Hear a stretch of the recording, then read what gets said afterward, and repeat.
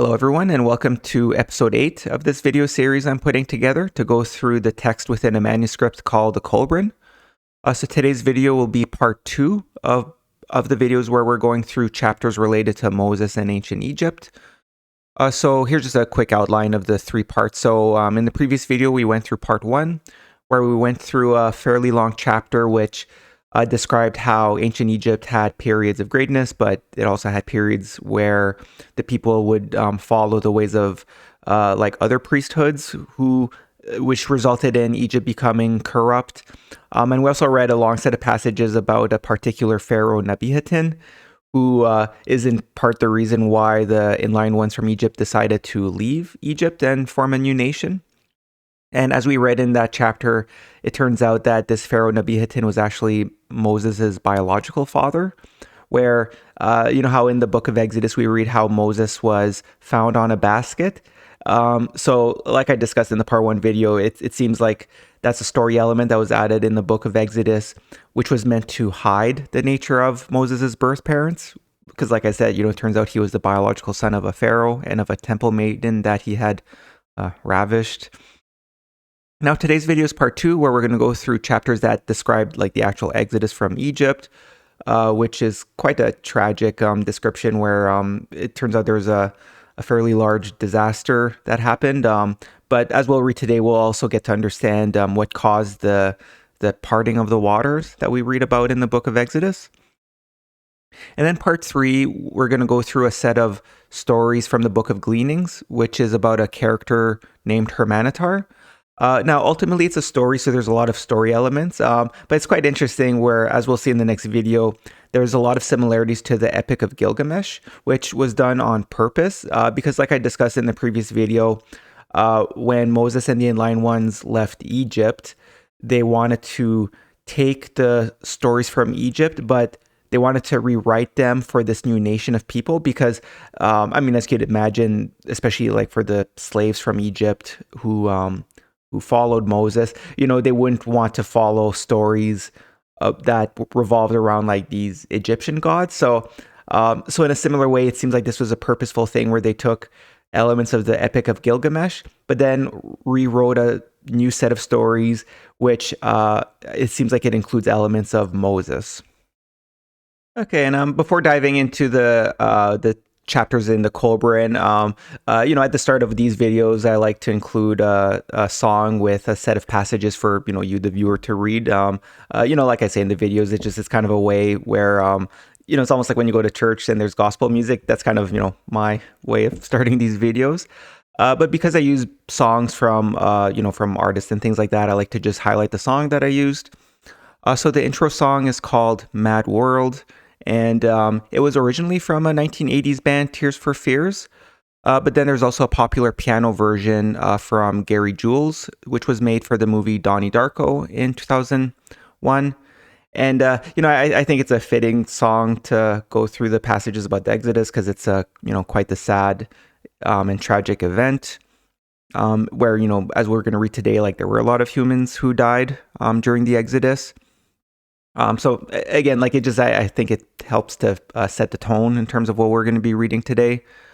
Now, actually, the parts of the song that I included were from a video game called Gears of War, where, especially the part where there was like the explosions near the end of the song. That was a clip from the actual video game, which I think kind of fit well with the passage. And just an interesting tidbit in terms of for the video game, which I think, kind of fits a little bit with this whole Exodus from Egypt. So, as part of the video game, it's a bit of a science fiction story, but overall, humanity is attacked by a group of monsters that are called the Locust, which, we're going to be reading about the plagues of Egypt today. And just, just as an interesting tidbit. So in terms of like in the Gears of War universe, the Locusts were genetically altered humans who were altered to be soldiers, but then they rebelled against humans. But the reason I wanted to mention that is because one thing we should always keep in mind. So here's a passage from the book of Creation, and this is from the flood story, which we read in video 3, where it says, "Evil comes into the midst of mankind, spawned by the fears and ignorance of men.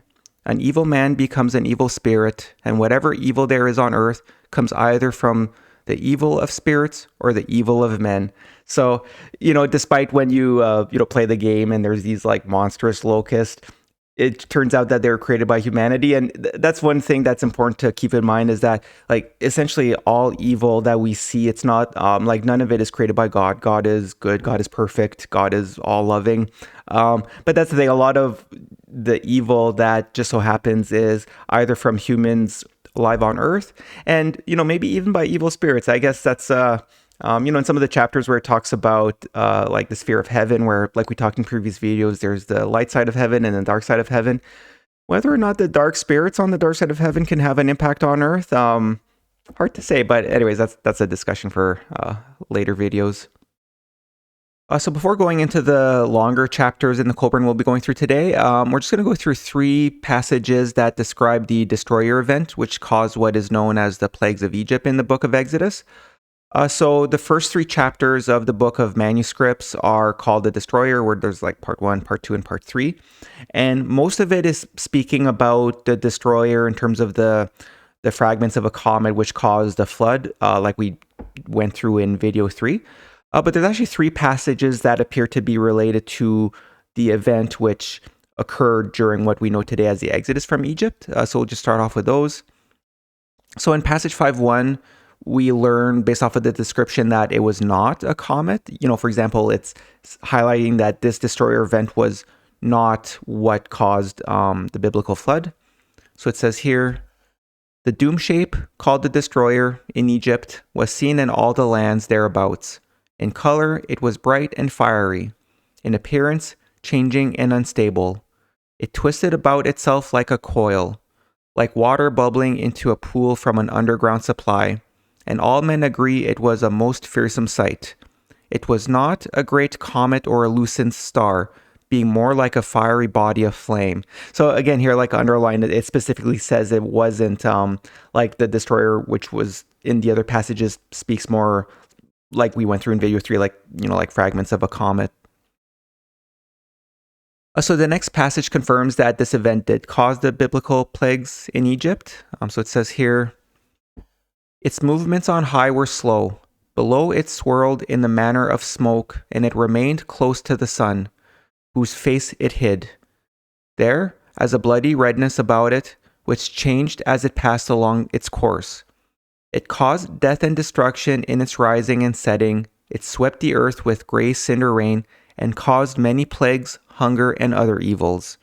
It bit the skin of men and beast until they became mottled with sores. And then passage 3, which is on the next slide, describes the destroyer event as though it was quite the destructive event, and it alludes to a lot of seismic activity. And it also includes a reference to water and channels turning back on themselves, which would have allowed for a passage through a water body, the whole parting of the sea. So here it says, the earth was troubled and shook. The hills and mountains moved and rocked. The dark smoke-filled heavens bowed over earth, and a great howl came to the ears of living men, borne to them upon the wings of the wind. It was the cry of the dark Lord, the master of dread. Thick clouds of fiery smoke passed before him, and there was an awful hail of hot stones and coals of fire.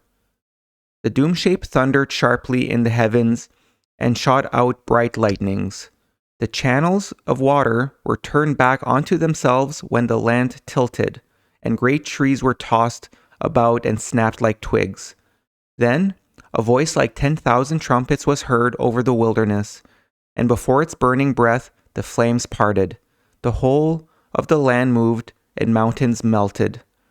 The sky itself roared like 10,000 lions in agony, and bright arrows of blood sped back and forth across its face.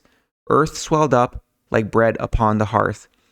So we'll be going through another chapter which also has a description of at least, observations of what happened. But ultimately, it seems like it could have been a combination of like a very large seismic event, but including volcanic activity. So that's just something to keep in mind as we go through the passages.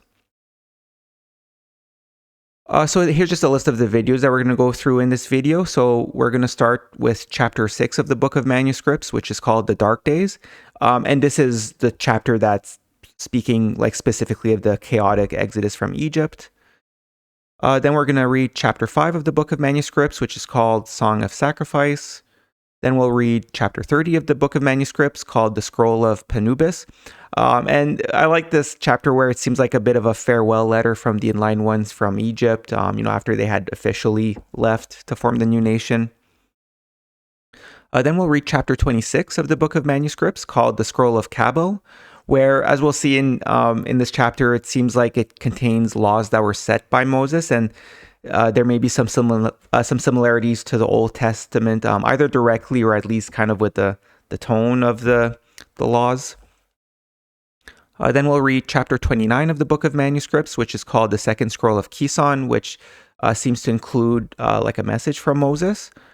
And then I figured we would end the video with reading through a few chapters from the Book of Morals and Precepts. So we'll read through chapters 20, 21, and 63, which are chapters about wisdom, courage. And then chapter 63 is called Close, where it's, like we'll see when we read through it, it's kind of a very, it's like a letter from the enlightened ones who maintained these writings and wrote all of the wisdom. So it's kind of, I like it where it really shows just how noble these enlightened ones who were with Moses were in terms of just how they diligently kept these writings in hopes that people in the future like us could inherit it and learn from it. Okay, so we're going to start here with chapter 6 of the Book of Manuscripts called The Dark Days. And this is the chapter that speaks most directly about the events of the Exodus from Egypt. So passages 1 to 4 speak of the calm before the storm. It speaks of a civilization with great cities and temples who had slaves, which it's likely, talking about the Hebrew slaves in Egypt. And as we read, there was unrest throughout the land. The passage says here, "The dark days began with the last visitation of the destroyer, and they were foretold by strange omens in the skies. All men were silent and went about with pale faces. The leaders of the slaves, which had built a city to the glory of Thom, stirred up unrest, and no man raised his arm against them. They foretold great events, of which the people were ignorant, and of which the temple seers were not informed. These were days of ominous calm, when the people waited for they knew not what. The presence of an unseen doom was felt. The hearts of men were stricken. Laughter was heard no more, and grief and wailing sounded throughout the land. Even the voices of children were stilled, and they did not play together, but stood silent." And then passage 4 here says, "The slaves became bold and insolent, and women were the possession of any man. Fear walked the land, and women became barren with terror. They could not conceive, and those with child aborted. All men closed up within themselves." Now, whether all of these are factual or in some part kind of just to help set the stage in terms of just how dark a time it was, that I'm not quite sure. So next, passages 5 to 8 state that a loud trumpeting noise was heard, which is similar to other descriptions of a destroyer event. And we also see that it happened at a time when Egypt was quite corrupt. So here it says, "The days of stillness were followed by a time when the noise of trumpeting and shrilling was heard in the heavens, and the people became as frightened beasts without a herdsman, as asses when lions prowl without the fold. The people spoke of the God of the slaves, and reckless men said, 'If we knew where this God were to be found, we would sacrifice to him.' But the God of the slaves was not among them. He was not to be found within the swamplands or the brick pits. His manifestation was in the heavens for all men to see, but they did not see with understanding. Nor would any God listen, for all were dumb because of the hypocrisy of men. The dead were no longer sacred and were thrown into the waters. Those already entombed were neglected, and many became exposed. They lay unprotected against the hands of thieves. He who once toiled long in the sun, bearing the yoke himself, now possessed oxen. He who grew no grain now owned a storehouse full. He who once dwelt at ease among his children now thirsted for water. He who once sat in the sun with crumbs and dregs was now bloated with food. He reclined in the shade, his bowels were overflowing. Cattle were left unattended to roam into strange pastures, and men ignored their marks and slew the beasts of their neighbors. No man owned anything. So overall here, it's meant to kind of explain how the people became corrupt and, people weren't following laws anymore and things like that. So passages 9 and 10 continue to describe Egypt during this disaster. And again, it seems like there was quite a bit of corruption. We also get what might be a reference to Moses, since he was from the household of Pharaoh.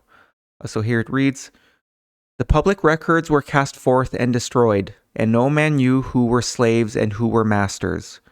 The people cried out to the Pharaoh in their distress, but he stopped his ears and acted like a deaf man. There were those who spoke falsely before Pharaoh and had gods hostile towards the land. Therefore, the people cried out for their blood to appease it.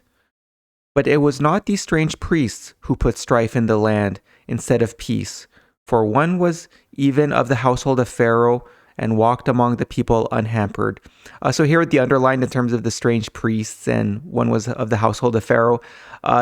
For those who watched the previous video where we went through an annex scroll too, it described how there was the secretive priest of the sons of fire, with Moses, who were probably relatively small in numbers, and there was there were two other main group of priests who were more corrupt. So that's saying this reference to the strange priests, and for one who was even of the household of Pharaoh, I think is a reference to them and Moses.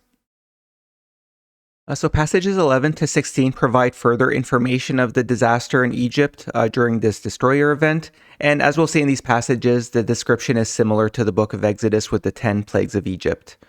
So here it says, "Dust and smoke clouds darkened the sky and colored the waters upon which they fell with a bloody hue. Plague was throughout the land. The river was bloody, and blood was everywhere. The water was vile, and men's stomachs shrank from drinking. Those who did drink from the river vomited it up, for it was polluted. The dust tore wounds in the skin of man and beast. In the glow of the destroyer, the earth was filled with redness. Vermin bred and filled the air and face of the earth with loathsomeness. Wild beasts, afflicted with torments under the lashing sands and ashes, came out of their lairs in the wastelands and cave places and stalked the abodes of men. All the tame beasts whimpered, and the land was filled with the cries of sheep and moans of cattle. Trees throughout the land were destroyed, and no herb or fruit was to be found.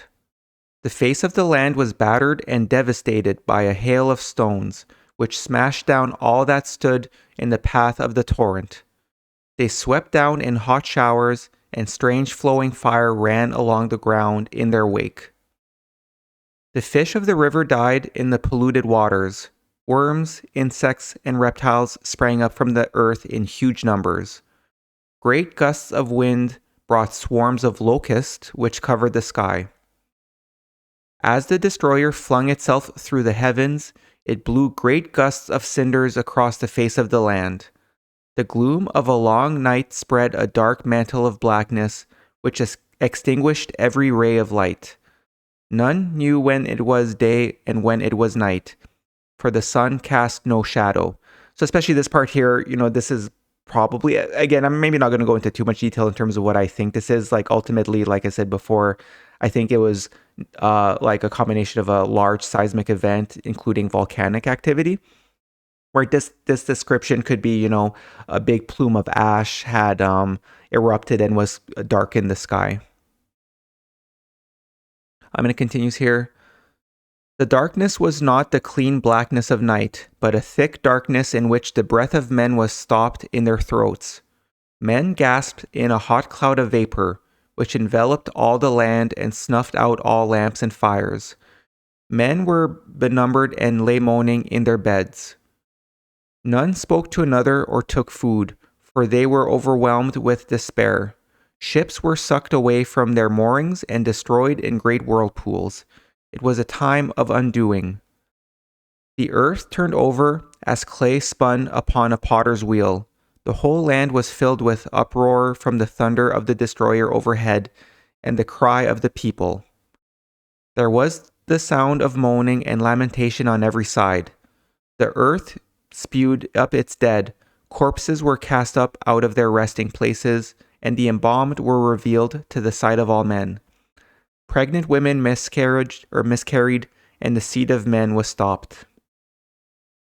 So next passages 17 and 18 speak of how this affected the Pharaoh and the skilled workers in Egypt, where it says, "The craftsman left his task undone, the potter abandoned his wheel, and the carpenter his tools, and they departed to dwell in the marshes. All crafts were neglected, and the slaves lured the craftsmen away. The dues of Pharaoh could not be collected, for there was neither wheat nor barley, goose nor fish. The rights of Pharaoh could not be enforced, for the fields of grain and the pastures were destroyed. The highborn and the lowly prayed together that life might come to an end, and the turmoil and thundering ceased to beat upon their ears.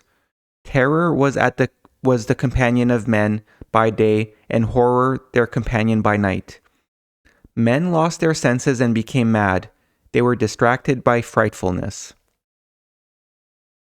So then passages 19 to 21 describe the physical damage caused by the destroyer, and it speaks of when its terror was at its height. So this could have been a prolonged disaster.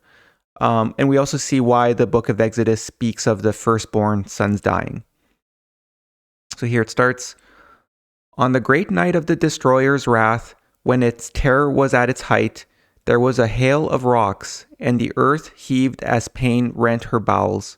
Gates, columns, and walls were consumed by fire, and the statues of gods were overthrown and broken. People fled outside their dwellings in fear and were slain by the hail.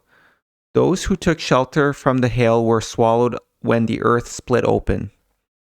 The habitations of men collapsed upon those inside, and there was panic on every hand. But the slaves who lived in huts in the reed lands and the place of pits were spared. The land burnt like tinder. A man watched upon his rooftops, and the heavens hurled wrath upon him, and he died." So one thing to note here is that, it speaks a lot about how the people were going mad and things were quite chaotic. And I mean, that's the thing. I guess one thing to keep in mind is that, humans today, if we were to experience something like this, it would be quite terrifying. But at least today, we would understand like, oh, this is an earthquake, a volcano. So like, at least we would have a level of understanding of what's happening. But then, as you could imagine, people in a more primitive time like this, it could have been generations since there was an earthquake or things like this. So part of what made people, more fearful and quite terrified is that they didn't understand what was happening, right? Like for them at their time, it would have been seen more as a like magical gods creating all of this terror.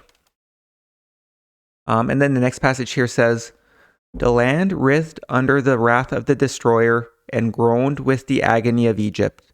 It shook itself, and the temples and palaces of the nobles were thrown down from their foundations. The highborn ones perished in the midst of the ruins, and all the strength of the land was stricken. Even the great one, the firstborn of Pharaoh, died with the highborn in the midst of the terror and falling stones. The children of princes were cast out into the streets, and those who were not cast out died within their abodes." So for those who are not aware, like in the book of Exodus, when it talks about Passover, where there's that whole thing where, that's the thing, like I think it becomes quite clear that what's in the book of Exodus is a little bit of a story element where, it said that the slaves, like they put the blood of a lamb on their door and they were spared, versus the Egyptians who didn't do that, their firstborn were killed. But here in the Kolbrin, it says, even the great one, the firstborn of Pharaoh, died with the highborn in the midst of the terror and falling stone. So the fact that here it highlights the firstborn of Pharaoh died, and that, many of the highborn in the midst of the terror and falling stones, that's the thing. I think this is the element where it's a lot more realistic. It's like, okay, that makes sense, right? If there was like rocks falling from the sky because of like volcano or seismic activity, which led to people dying. That's realistic versus it's not like it was targeted by God, like it's said in the book of Exodus.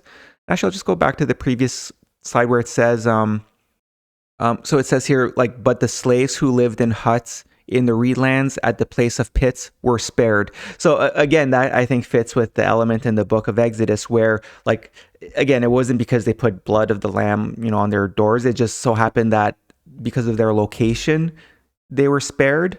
So it may have been in part a coincidence. So then next here, passage 22 states that the dark days lasted 9 days, where there was likely heavy smoke and or ash in the atmosphere following the destroyer event. So it says, there were 9 days of darkness and upheaval, while a tempest raged such as never had been known before. When it passed away, brother buried brother throughout the land. Men rose up against those in authority and fled from the cities to dwell in tents in the outlands. So next passages 23 and 24 speak of how the slaves that survived were being offered jewels to work for Egypt, since their own men could not handle the destroyed nation. Here it says, Egypt lacked great men to deal with the times. The people were weak from fear and bestowed gold, silver, lapis lazuli, turquoise, and copper upon the slaves, and to their priests they gave chalices, urns, and ornaments. Pharaoh alone remained calm and strong in the midst of confusion. The people turned to wickedness and their weakness and despair. Harlots walked through the streets unashamed. Women paraded their limbs and flaunted their womanly charms. Highborn women were in rags and the virtuous were mocked. The slaves spared by the destroyer left the accursed land forthwith. Their multitude moved in the gloom of a half-dawn, under a mantle of fine swirling gray ash, leaving the burnt fields and shattered cities behind them. Many Egyptians attached themselves to the host, for one who was great led them forth, a priest prince of the inner courtyard. So these two parts that I underlined at the end here, here I think this is a reference to Moses, right? Because he was like a priest, but also maybe considered a prince because he grew up in the household of the Pharaoh. And that's the thing actually with Moses where I find quite interesting is that I think that historians believe that Moses is not a historical figure, but like a mythical character, because there's very little like written history to maybe identify whether or not Moses was a real human being. But as we saw in the previous video when we read through Annex Scroll 2, like the whole reason they called Moses simply as the master was because they wanted to keep his name hidden. So in the same way here, it's not like they call him out directly. They were very secretive about Moses. So I just wanted to point that out because I find that interesting how historians think like, oh, there's actually no history to acknowledge whether like Moses was an actual human being or not. But what's fascinating is that it makes sense with what we read in the Kolbrin here, because he was purposely kept hidden. They wouldn't call him out by name essentially like in these passages. And the other part I highlighted in passage 23 here where it says Pharaoh alone remained calm and strong in the midst of confusion.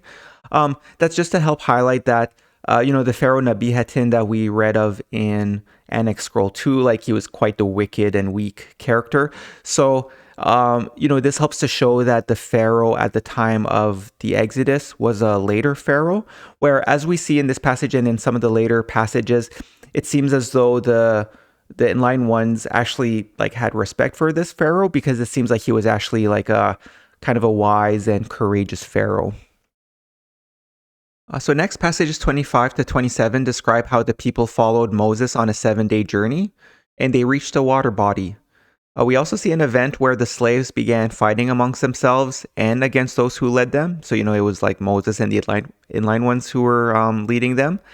So this could be the event described in the book of Exodus as the golden calf worship incident.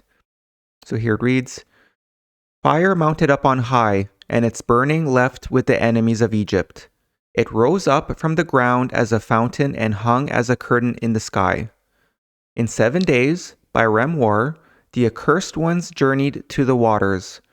They crossed the heaving wilderness while the hills melted around them. Above, the skies were torn with lightning. They were sped by terror, but their feet became entangled in the land, and the wilderness shut them in. They knew not the way, for no sign was constant before them. They turned before Noshari and stopped at Shokoth, the place of quarries. They passed the waters of Maha and came by the valley of Pikaroth, northward of Mera. They came up against the waters which blocked their way, and their hearts were in despair.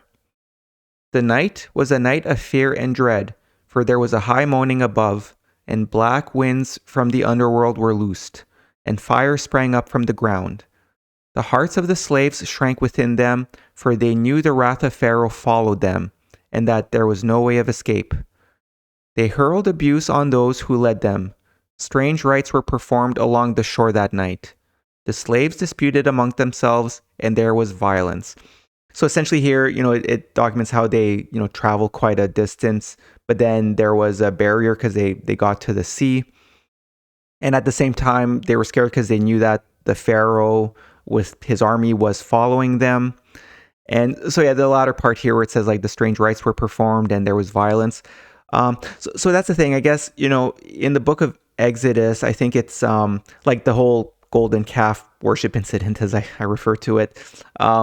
In the book of Exodus, that happened, I think it was a few months after they had crossed the sea, because it happened when in the book of Exodus, it talks about Moses going up Mount Sinai to get the 10 Commandments. And actually, I'm not going to repeat it here, but we did go through it in the chapters talking about Osiris, where that's the thing, right? Like, it seems as though there's certain things that made its way into the book of Genesis and the book of Exodus, which aren't quite correct because that's the thing, like in this chapter and just in the Kolbrin in general, it doesn't talk about Moses getting the 10 Commandments, but I had included in some discussion in the videos about Osiris where, actually it was in video 6, where in Annex Scroll 1, where it's, it seems as though it's like Moses speaking about Osiris and giving a summary of Osiris. There is a passage where it seems to describe Osiris going up on a mountain, communicating with God, and then coming down and essentially like handing the law to the people. So that's the thing. Like I know some people might be looking at this and say, "Oh, this doesn't align with the Book of Exodus," but that's the thing. Like, I guess what I'm saying is that I'm quite sure what's in the Kolbrin here is more accurate. So we shouldn't be using things like that in terms of like, oh, the slaves rebelled after they had crossed the sea. So I just wanted to make a note of that. So next passages 28 to 30 describe how the Pharaoh decided to go after the slaves, believing that they were essential in rebuilding Egypt. So this is likely due to how the slaves and the Egyptian craftsmen who followed Moses were the ones who were skillful. So we'll see, like in the passage, I wrote here, there's a passage where it says, because the slaves knew magic.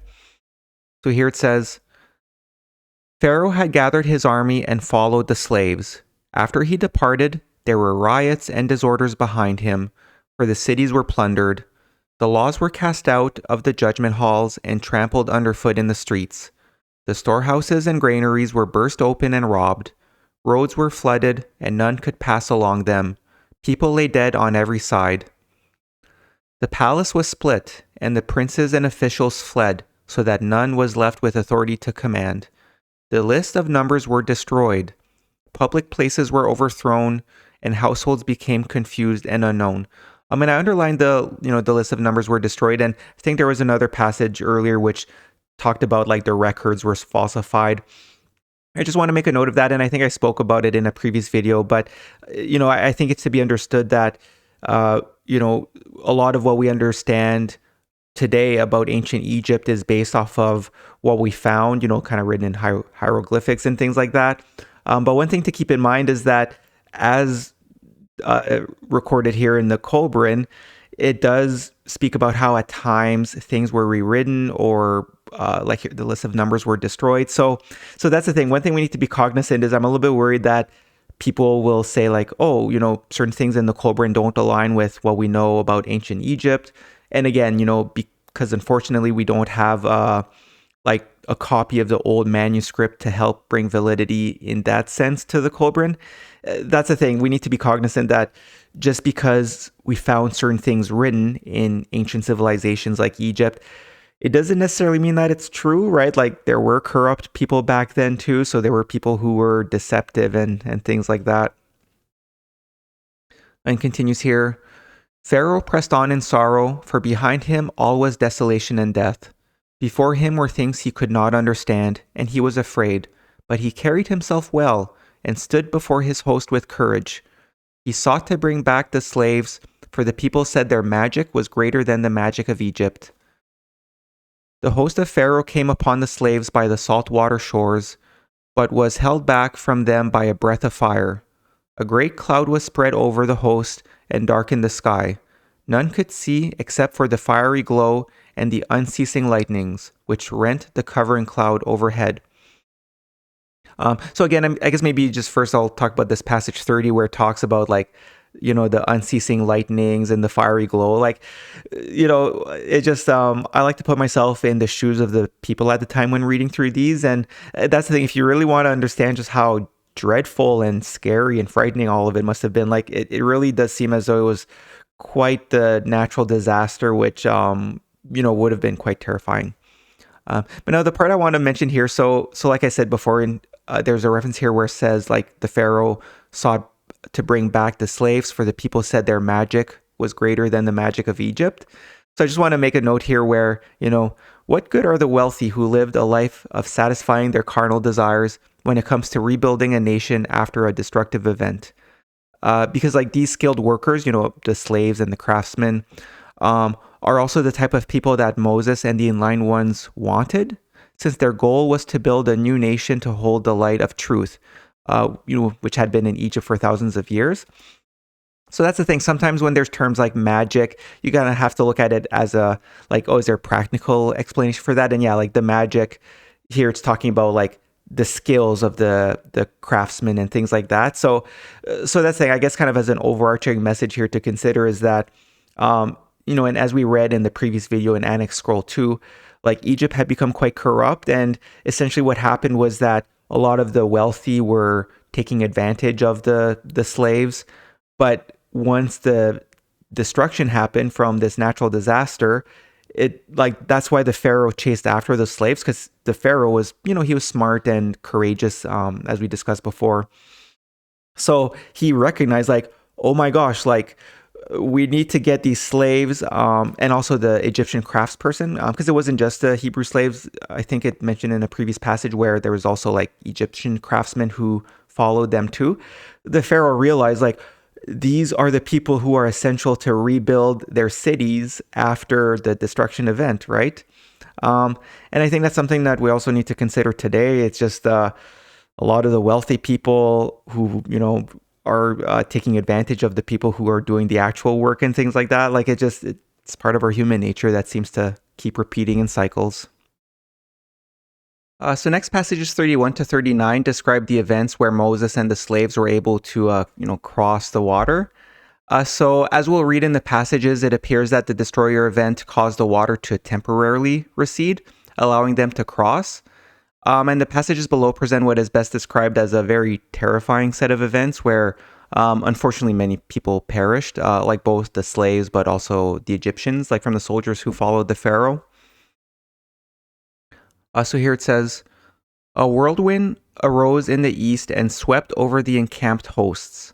A gale raged all night, and in the red twilit dawn there was a movement of the earth. The waters receded from the seashore and were rolled back on themselves. There was a strange silence, and then, in the gloom, it was seen that the waters had parted, leaving a passage between. The land had risen, but it was disturbed and trembled. The way was not straight or clear.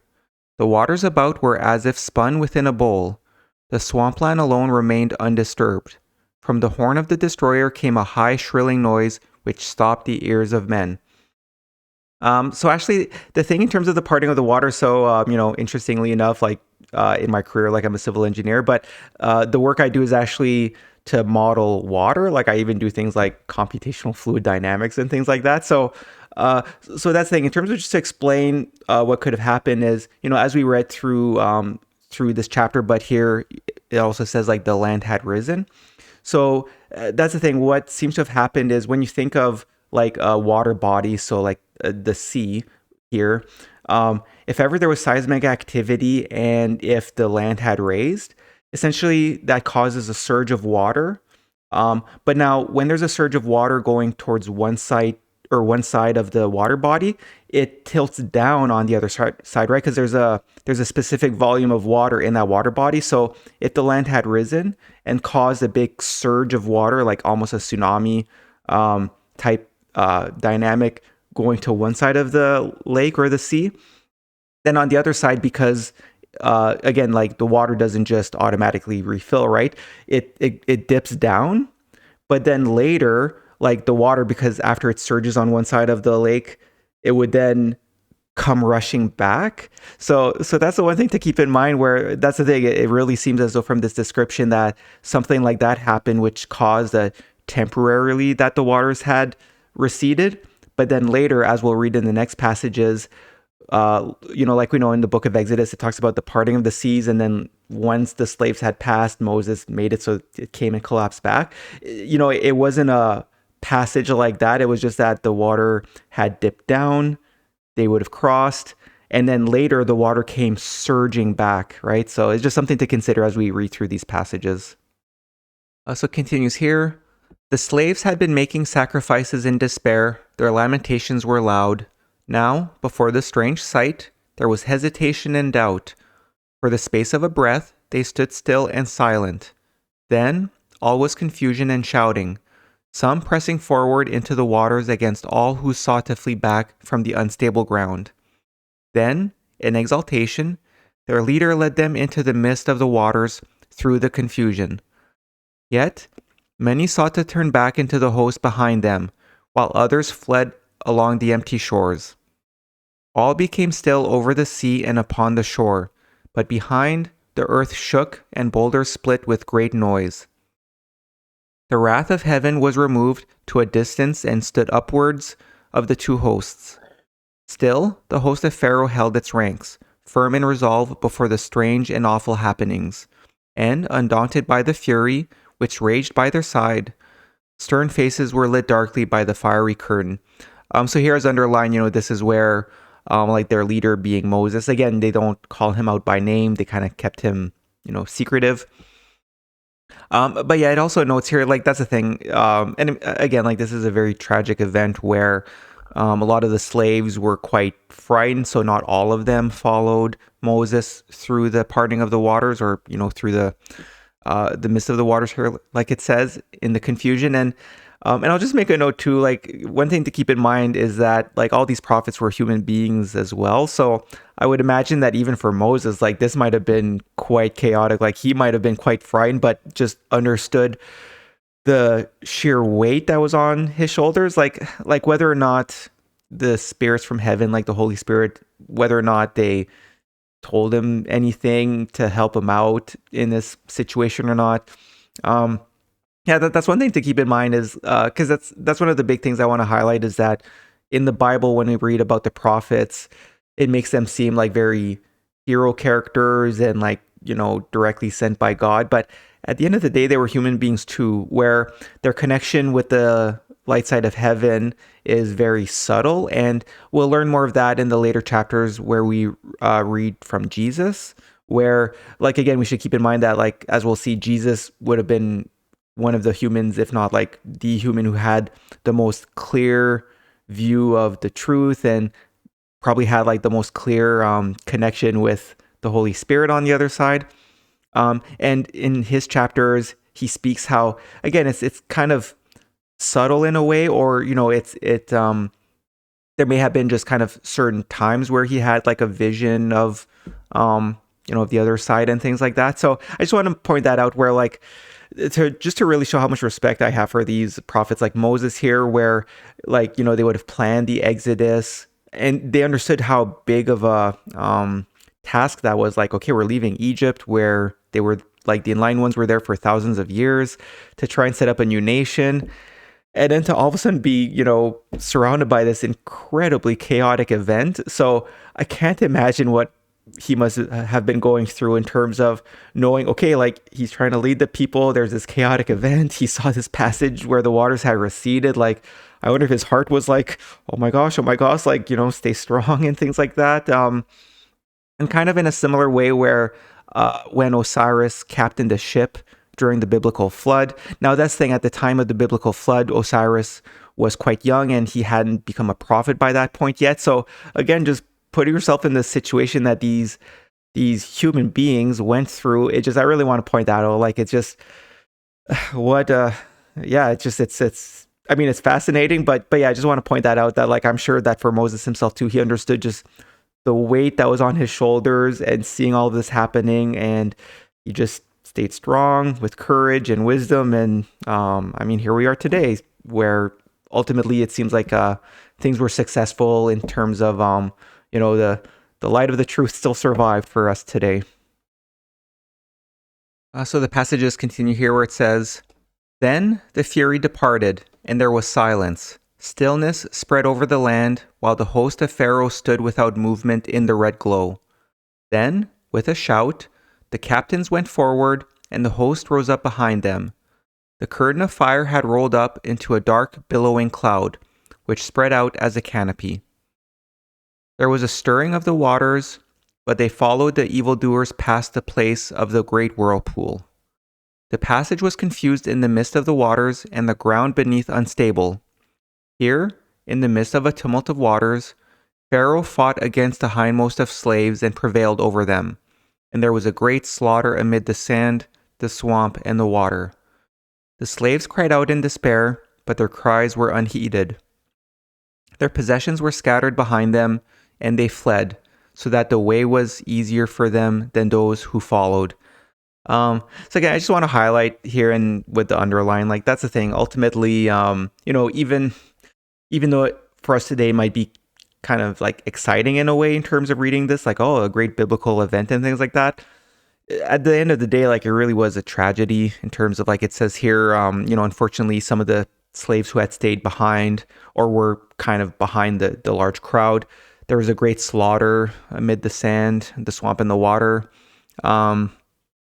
So yeah, and here they were, trying to carry their possessions, but they ended up like throwing them on the ground and, just trying to run and things like that. So again, it just, while it's exciting in a way for us today to read about this, I just want to point out again that, like, it was quite the tragedy, and, it's really unfortunate how chaotic it was and how much death and destruction there was. It continues here. "Then the stillness was broken by a mighty roar, and through the rolling pillars of cloud, the wrath of the destroyer descended upon the hosts. The heavens roared as with 1,000 thunders. The bowels of the earth were sundered, and earth shrieked its agony. The cliffs were torn away and cast down. The dry ground fell beneath the waters, and great waves broke upon the shores, sweeping in rocks from seaward. The great surge of rocks and waters overwhelmed the chariots of the Egyptians who went before the footmen. The chariot of the Pharaoh was hurled into the air as if by a mighty hand and was crushed in the midst of the rolling waters." So here, it does talk about, like, again, the wrath of the destroyer. So whether or not there was like ongoing seismic activity, because throughout all this, it's talking about the land being unstable.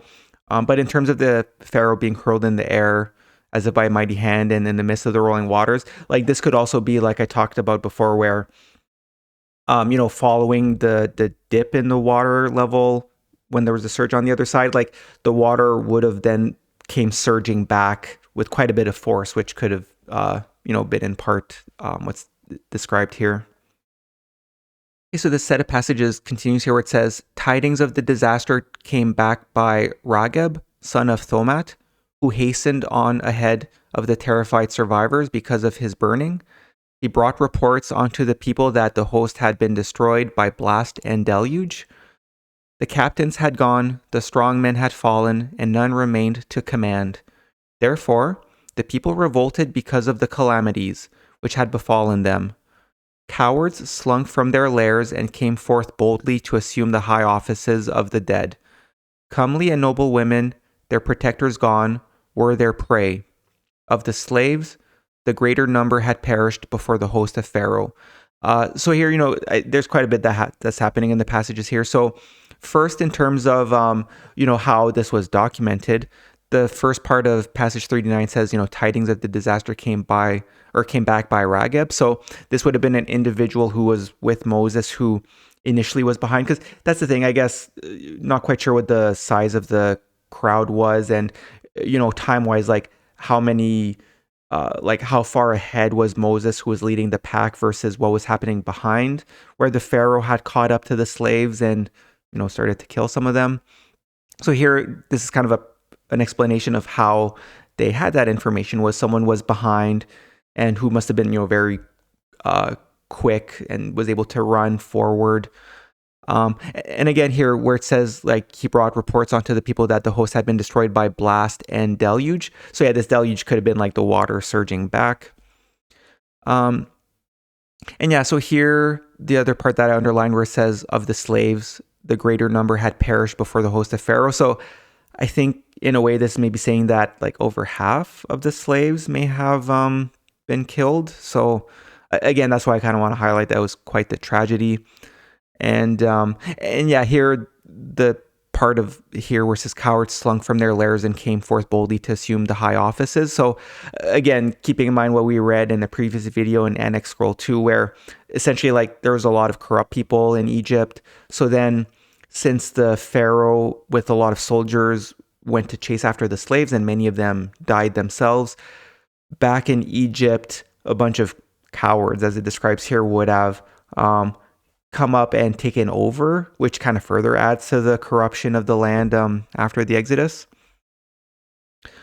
So yeah, the passage above and then the next passages that we're going to read, 40 to 46, speak more of what occurred back in Egypt once the slaves and Moses had escaped. We also see that the many surrounding areas were also destroyed by the destroyer event, which led to famines. So just make a note here when reading the next passages, like, it's one of the other big mysteries we have today is, what caused the Bronze Age collapse. And from the description of the destroyer event, how it may have lasted up to 9 days and all the ash in the air and the seismic activity, just when reading through those passages to keep in mind that maybe this is why what caused the Bronze Age collapse was that, both because of how Egypt was essentially destroyed, where, like it said, a bunch of cowards took over, which would have, I'd imagine it would make like their economy and things like that just not go well. But like this event probably would have affected a lot of the other lands surrounding them. And that's the thing, I just want to make a note here, like as we'll read it, I think it becomes quite clear that it's a possibility that this was the cause of the Bronze Age collapse. It's just, I'm not trying to, that's the thing, like in the Kolbrin, and especially like if you watch video one where I kind of went through like a quick summary of what the 24 video series will include, like, that's the thing, I'm not purposely trying to say like, oh, look at everything it solves. Like it might seem a little bit too good to be true, like, because the Bronze Age collapse is another one of those big mysteries that people today are like fascinated by, and like I'm just repeating what we'll see in the next passages here. Just it does seem to describe that. So anyways, we'll start going through the passages here. It says, the broken land lay helpless, and invaders came out of the gloom like carrion. A strange people came up against Egypt, and none stood to fight, for strength and courage were gone. So the strange people, like that's part of the, for those who know about the Bronze Age collapse, or you could, I guess, search it on the internet. It's just, that's the thing. I think they refer to like the sea people who came. So that's part of what makes it strange, is that in terms of like the Bronze Age collapse, it's like, okay, so things were destroyed, and then there's these strange sea people who came and invaded Egypt. So here, like I underlined, it does say a strange people came up against Egypt. And again, the practical explanation would be that since a lot of the soldiers had followed the Pharaoh and a lot of them died, as in the waters and the destruction, it would have then made it so that these sea people, whatever group they were, could have easily overtaken Egypt. So we'll continue here with passage 41. It says, The invaders, led by Alkanon, came up out of the land of gods because of the wrath of heaven which had laid their land waste.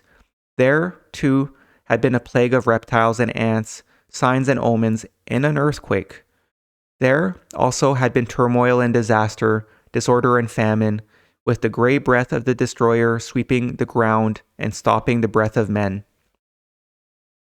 And Tura gathered together the remnants of his fighting men and the fighting men who were left in Egypt, and set forth to meet the children of darkness who came out of the eastern mountains by way of the wilderness and by way of Yethnobis. They fell upon the stricken land from behind the grey cloud before the lifting of the darkness and before the coming of the purifying winds. So again, because this is where it makes note that the impact of the destroyer also affected other lands. So again, this is why there would have potentially been this group of strange people like the Sea Peoples, because if their lands had been destroyed and for their survival, they were maybe trying to go to Egypt to see if they could plunder or things like that.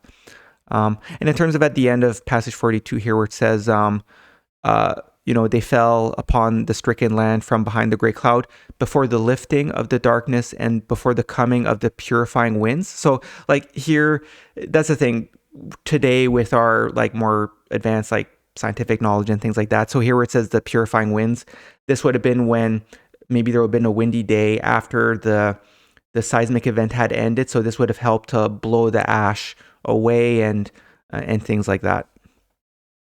And the passages continue here where it says Ragab. So Ragab is the same. I'll just go back here. Where it said tidings of the disaster came back by Ragab. So scroll back here. So this is the same individual here. So it says, Ragab went with Pharaoh and met the invaders at Haroshur, but the hearts of the Egyptians were faint within them. Their spirits were no longer strong, and they fell away before the battle was lost. Deserted by the gods above and below, their dwellings destroyed, their households scattered, they were as men already half dead. Their hearts were still filled with terror and with the memory of the wrath, which had struck them from out of heaven. They were still filled with the memory of the fearsome sight of the destroyer, and they knew not what they did. Pharaoh did not return to his city. He lost his heritage and was seized by a demon for many days. His women were polluted and his estates plundered. The children of darkness defiled the temples with rams and ravished women who were crazed and did not resist. They enslaved all who were left, the old, young men, and boys. They oppressed the people, and their delight was in mutilation and torture. So, quite the grim scene afterwards in Egypt. And it continues here. Pharaoh abandoned his hopes and fled into the wilderness beyond the province of the lake, which is in the west towards the south. He lived a goodly life among the sand wanderers and wrote books. Good times came again, even under the invaders, and ships sailed upstream. The air was purified, the breath of the destroyer passed away, and the land became filled again with growing things. Life was renewed throughout the whole land. So this is talking, afterwards, eventually, the land kind of healed, and like I said before, the ash and stuff would have gone away, and things came back to, well, not normal, but in terms of the environment. So now passages 47 and 48 end this chapter, and it mentions a different period when these writings were taught. So here it just says, Care taught these things to the children of light in the days of darkness, after the building of the Rambudeth, before the death of the Pharaoh Ankhed. This is written in this land and in our tongue by Ludor, who himself chose it for saving. It was not seen until the latter days. So again, for some of these things, I think, I'm hoping that once more people are aware about this manuscript, maybe there's people much better suited than me in terms of taking these sorts of details and maybe trying to figure out what period it is or who some of the people were and things like that.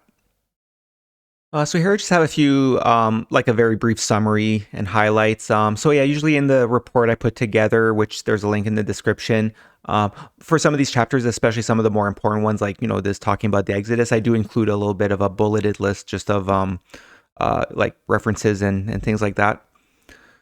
So passage 6 speaks of the gods, or the god of the slaves, where God is with a lowercase g. So this suggests that the version of God believed by the slaves was not fully aligned with the one God. Passage 9 speaks of how the people in Egypt at the time were quite corrupt and public records were destroyed. Therefore, like I mentioned earlier in this video, these sorts of passages maybe help to highlight how some historic information regarding ancient Egypt that historians have gathered from records might not necessarily be truthful or accurate. Passage 15 suggests that there was a lot of smoke or ash, which, along with those 3 passages of the destroyer event that we read before going through this chapter, it suggests that the destroyer that occurred during the Exodus from Egypt could be from a volcanic or seismic event. And passage 22 indicates that the dark days lasted 9 days. Passage 17 suggests that the skilled workers from Egypt also followed the slave during the Exodus to go to new land. So again, and that's the thing where maybe we need to keep in mind is that, I guess from our understanding from the book of Exodus, the idea is that like Moses may have been of the people who were the Hebrew slaves. But as we read in Annex Scroll 1 in the previous video, where like ultimately like Moses' biological father was the Pharaoh. So that's the thing. It's ultimately one thing to keep in mind, which I know some people might not really like it in terms of it's just, Moses and the Elites ones, their purpose was, hey, we need to go start a new nation. And, I think it was the right decision where they highlighted like it was kind of a 2 birds, 1 stone thing where by having the slaves and trying to also recruit some of the Egyptians who were craftsmen, those were the people who were required to build a new nation because they're the ones who actually knew how to build things. But at the same time, I mean, like for the Hebrew slaves who were in Egypt, like they were terrorized, like their life was very difficult. So, it's not, I guess the part I want to really kind of highlight, it's even though in some ways, like I said, you could say that like, oh, did Moses try to like use these people in a way? At the same time, I think it, like I said, it was 2 birds, 1 stone, where it was to help them build a new nation. But at the same time, his intent was for these people to receive their fruits of their own labor instead of living like slaves. So passage 31 to 39 illustrate that the Exodus from Egypt was incredibly chaotic and tragic, like we discussed. And like we just discussed just a few moments ago, that passage 39 suggests that more slaves died than the number of them who survived. And passage 40 appears to describe what could be the Sea People, who were known to have attacked Egypt during Ramses III's reign. So like I mentioned before, that's the thing, like, I think it'll be more up to historians to maybe dive into these sorts of details. So that's the thing, like some of what we know from Egypt today from our historical information may not be correct. So that's the thing, in like I said in the previous video too, like when it came to Annex Scroll 1, in the report I highlight some clues where I think that the Pharaoh Nebi-Hatin might have been Ramses II.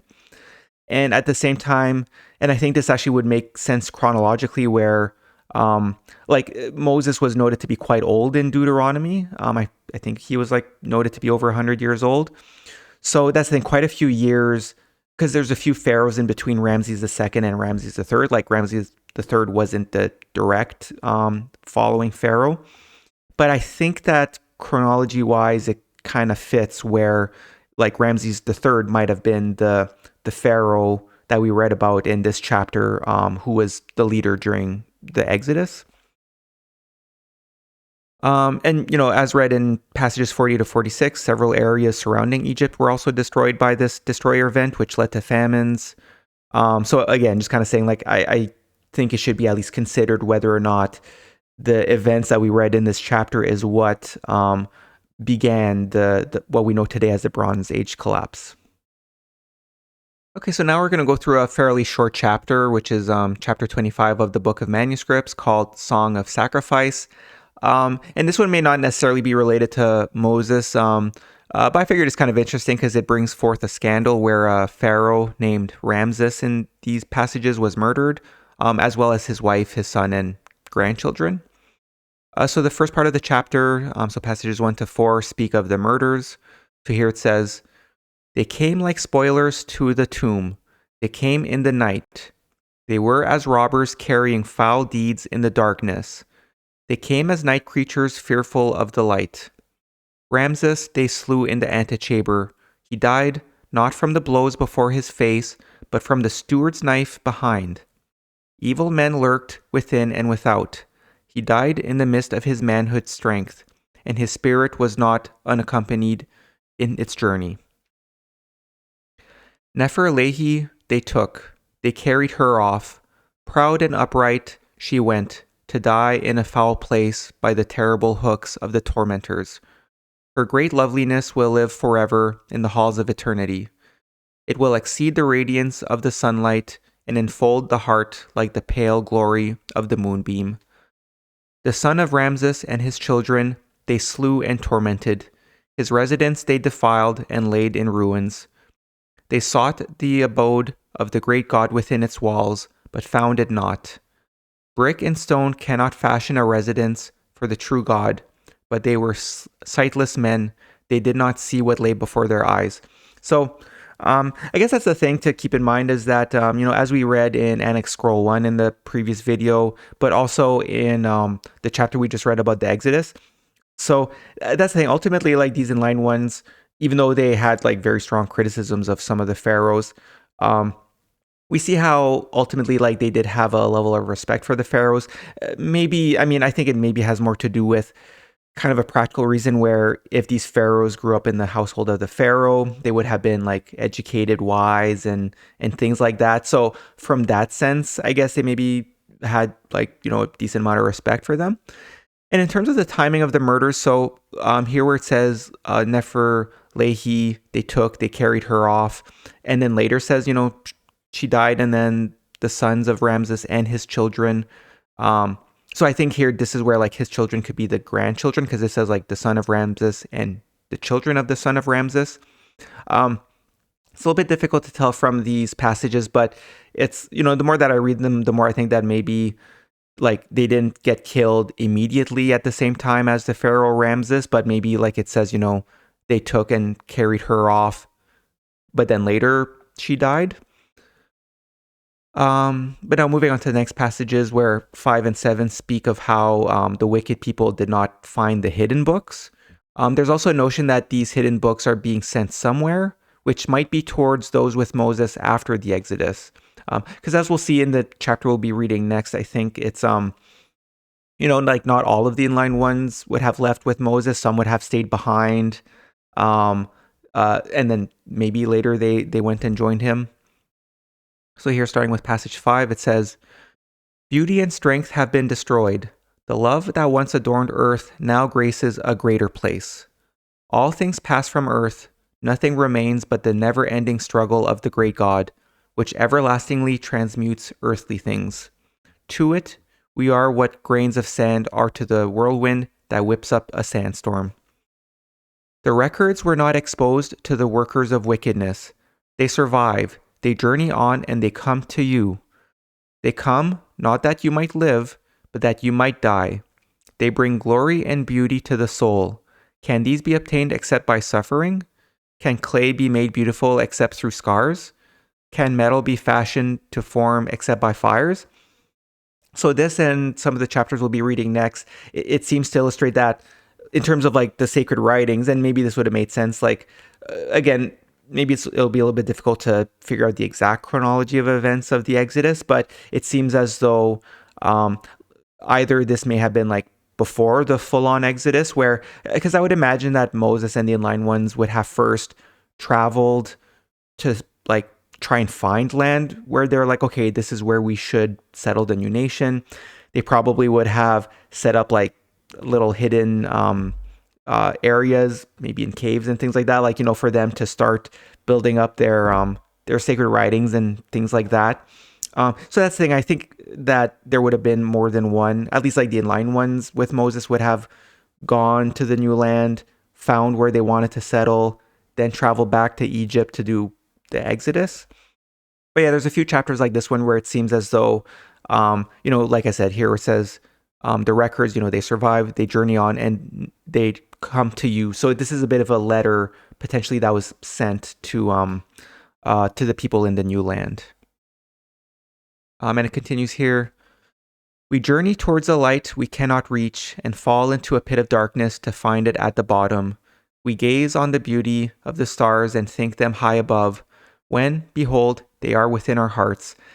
So this and the passages that in the previous slide, when we talk more about like the chapters about the meaning of life and things like that, like that's the thing they say, like, oh, we gaze on the stars and we think all these things outwardly, but ultimately, like the where it says like, behold, they are within our hearts. Like it's just, that's the thing. That's one of the big lessons, is that the real jewel lies within us. It's our eternal soul and things like that.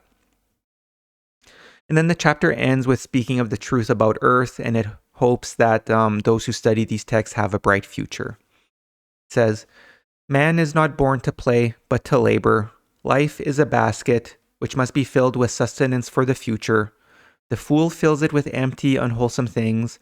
The wise man fills it with things of substance. Earth is a place of unreality. That which seems substantial here may have no true substance. That which seems desirable here may not be wholly desirable. That which serves here may not serve everywhere. So it's talking about like our future in heaven, right? Because ultimately we're going to die on earth. So it's we can't take any of our material possessions with us. The only thing we take is what we store within our heart, or like within our soul. And it becomes more clear there. The set of passages continues here. It says, man is born to live, but he is also born to die. It is no more natural for him to live than it is for him to die. Death is no harder than birth. It is no more difficult than life. The best of today is gone. We console ourselves. Better will arise tomorrow. The earth gets better or it passes away. Men improve or perish. That is the law. May you find eternal springs of strength and courage welling up in your soul at the time of your testing. We, your brothers, go our destined way, and we shall not meet again in the same likeness. May your future amid the fountains of light be glorious and beautiful, and may you span the great gulf of the eternal years in splendor of form and spirit. I commend you to the care of Panut. May he protect you and keep you from evil. So again, like this is a letter kind of written to what may be headed from Egypt to the new land where they settled afterwards. So one thing that I do make a note in the report here is that, like I said, I kind of suspect that maybe this Pharaoh Ramses could be Ramses III.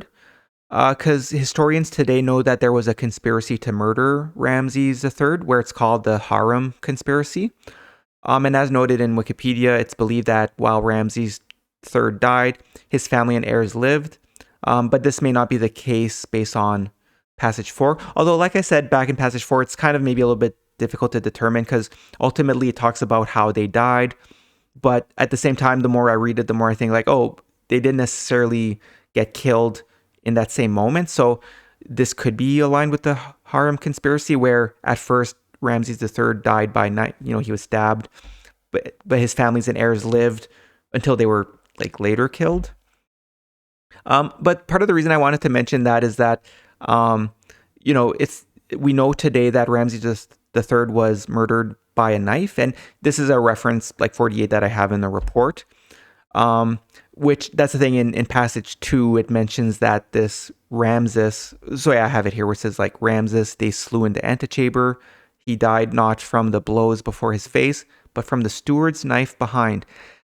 Anyways, I guess like part of what I try to do in the report is I try to find if there's any clues that could be used to help verify that, hey, maybe the texts in the Kolbrin are legitimate. And part of the reason is because even though the Kolbrin is still fairly new, where it was first published in the 1990s, that's before the CT scans that were taken of Ramses III's mummy, where they discovered the knife wounds to his neck. So anyways, that's just kind of one of those, like, I'm not sure, I'm not an expert in these sorts of things, but I just wanted to make a note that, like, hey, that'd be interesting. Like if we can connect Ramses in this chapter to Ramses the Third, and maybe this, because like this part of like he died by being killed by a knife, you know, this chapter would have been published before, like in modern times we, like I said, they did CT scans of Ramses the Third's mummy where they discovered that he was killed by a knife. So again, whether it's true or not, it's just, I'm trying to see if I can help like validate the text within the Kolbrin, just trying to trying to help with that. Okay, so now we're going to read through chapter 30 of the Book of Manuscripts, which is called the Scroll of Panubis. So I like this chapter where it's it's written as a personal letter by someone who's presumably called Panubis. Now, that's the thing with the Kolbrin. I guess sometimes it's hard to tell what generation these individuals or specific chapters were written from. But as we'll be going through this chapter, it does seem like he was one of the enlightened ones from Moses's generation who remained in Egypt during the Exodus. If so, and this is why I kind of like this letter, it's almost like a farewell letter to the great land of Egypt, where the torch of the light of truth was kept for thousands of years. So as we read, especially in Annex Scroll 2 in the previous video, at times ancient Egypt had reached periods of enlightenment that we today can only hope to experience once again on Earth. But there's also periods where things got quite dark, I guess. So, I guess I'll start reading through this chapter here where it says, "To Osire, from your servant Panubis, may the one God grant you long life and contentment. May Nebetith be your everlasting joy. May strife ever depart before your shadow. Your servant writes with difficulty, for his heart has become small within him, and few are those whom he can entrust with tasks of importance. In considering the events occurring in the land, few are the words of assurance that can be written. Things do not get any better. From year to year, they get worse." So this might be aligned with what we read at the end of the chapter, The Dark Days, where, again, after the Exodus, it seems as though things just really degraded in ancient Egypt. So one thing I want to note is that this chapter is very reassuring as it provides some insight about the character of those who wrote and passed down this ancient timeless wisdom over thousands of years. And I also want to make a note that, we should be inspired by the keepers of this knowledge who labored diligently, made sacrifices, and endured periods of strife over many generations, and that's putting it lightly, like we read in some of the chapters. Also that ultimately this divine wisdom could be protected for future generations. So these enlightened ones, they knew that it would not be well received during their time, but they loved us, their future children, and they hoped that we would one day understand and welcome their knowledge and wisdom. So I'll read through the letter here. It says, "The secret writings remain with us, but they are lightly regarded by those who should cherish them. Few still walk in their light, and in all the land the right way of life is avoided. The path of righteousness is spurned, it is beyond the strength of men today. Here, at its heart, the land is distressed. Better by far to dwell at the edge of the pool, where none but the strongest ripples reach, and they are no more than a slight disturbance. Men cry aloud with their sorrowful hearts, for their lives are turned over. No longer are their institutions respected, and like wild dogs, man seeks to snatch the sustenance of man. Contentment and trust have departed, peace has gone, and hope is no more. Mornings come and men rise to greet them with anticipation of change, but this passes with the early mist, and the sun goes down on despondency and despair. Your servant is heavy laden with care. He is burdened with sorrow, but adjusts his life to the times. Better by far would it be if he were many days' journey away. The burdens of yesterday remain, while those of today are added to them. Those of tomorrow already weigh heavily. Your servant wearies under the load, but he carries on without falter." So here you could see the Panubis here writing the letter. He sees what's happening, and he finds it quite sad in terms of, every day it seems like things are getting worse. It continues here. The mouths of all men remain mute. They speak not about that which afflicts the land. The hearts of all are disturbed, but their tongues remain silent. Strange gods have entered upon the land. Such gods have not been known before, who are gods of sorrow and despoliation. The silent strength hidden in the heart of the land, the spirit of its life, the secret of the one God has not been sufficient. Men have failed to bear up under the blows of misfortune. The calamities have overwhelmed them. Their wills and spirits are weak. Alone of all in the land, the devoted in God remain firm and stout-hearted. Yet, wickedness covers the land as waters at their rising. So here with the underline, it's kind of showing that that's the thing, I guess, is that, part of life is that there'll be periods of misfortune, and whether or not this is talking about like the calamities of, the dark days that we read about in terms of the destroyer during the Exodus. But yeah, here again, it just kind of paints a bit of a grim picture of these inline ones of the Sons of Fire kind of in the background there, and they're just seeing what's happening and they're quite sad about it. And it continues here. This is the testing time for men. This is the trial of their strength, but their frailty is established, and they fail and fall. Those who should be resolute and firm to maintain the order of things are weak and faint of heart. They are weaklings. Their wickedness has eaten their manhood. Like the people, they seek not but the easy way. Their desire is to live in ease and comfort, untroubled by the times. They care not that greatness has departed from the land. Affliction besets men on all sides. It encompasses their days. In the morning they open their eyes to tribulation and suffer it the whole length of the day. The rich man robs the poor, the strong oppresses the weak, the unprotected virgin is seduced, the widow is ravished, and the orphan defiled. Greed and lust range wide through the land. It is a time of heart testing. The tongues of men wag with strange tales, and it is difficult to remain silent when falsehood stalks boldly throughout the land. In such times, the ignorant and foolish lend their ears to any falsity. How can the wise reply to the ignorant when wisdom is exposed to ridicule and truth to persecution? So here, that's the thing, I guess what's happening is that the general people kind of in their ignorance are opening up their ears to people who are spreading, false information, which, again, is kind of reminiscent of what's happening today. So I'm a little bit worried about when the truth of this manuscript goes out. It's like, it'll be like, hey, finally the wisdom is available for us to read and learn, but we'll see whether people accept it or not. But anyways, we'll find out, I guess. So it continues here. To expose the folly and wickedness of the powerful brings down rods of wrath upon long-suffering backs. The ears of rulers are closed to words of wisdom. The doors of their hearts are bolted against truth. To reply wisely or give good counsel from the books of wisdom is to invite scorn. Men no longer worship at the shrine of Saboyet. The servant no longer devotes himself loyally to the affairs of his master.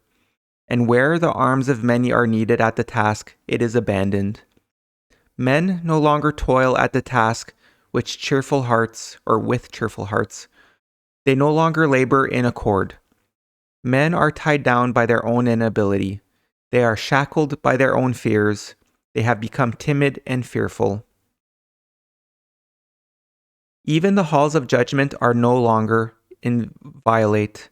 The decrees are cast forth to be stamped underfoot by ignorant men. Even things that sustain the spirit now serve to prepare sustenance for the belly. Records are falsified, so that no man knows the true from the false. The tallies of produce are no longer taken, and corn becomes the property of any man. He who lies readily gets the best. He who acts the deceiver gets most. Ignorant men have raised themselves to high estates by falsehood and deceit.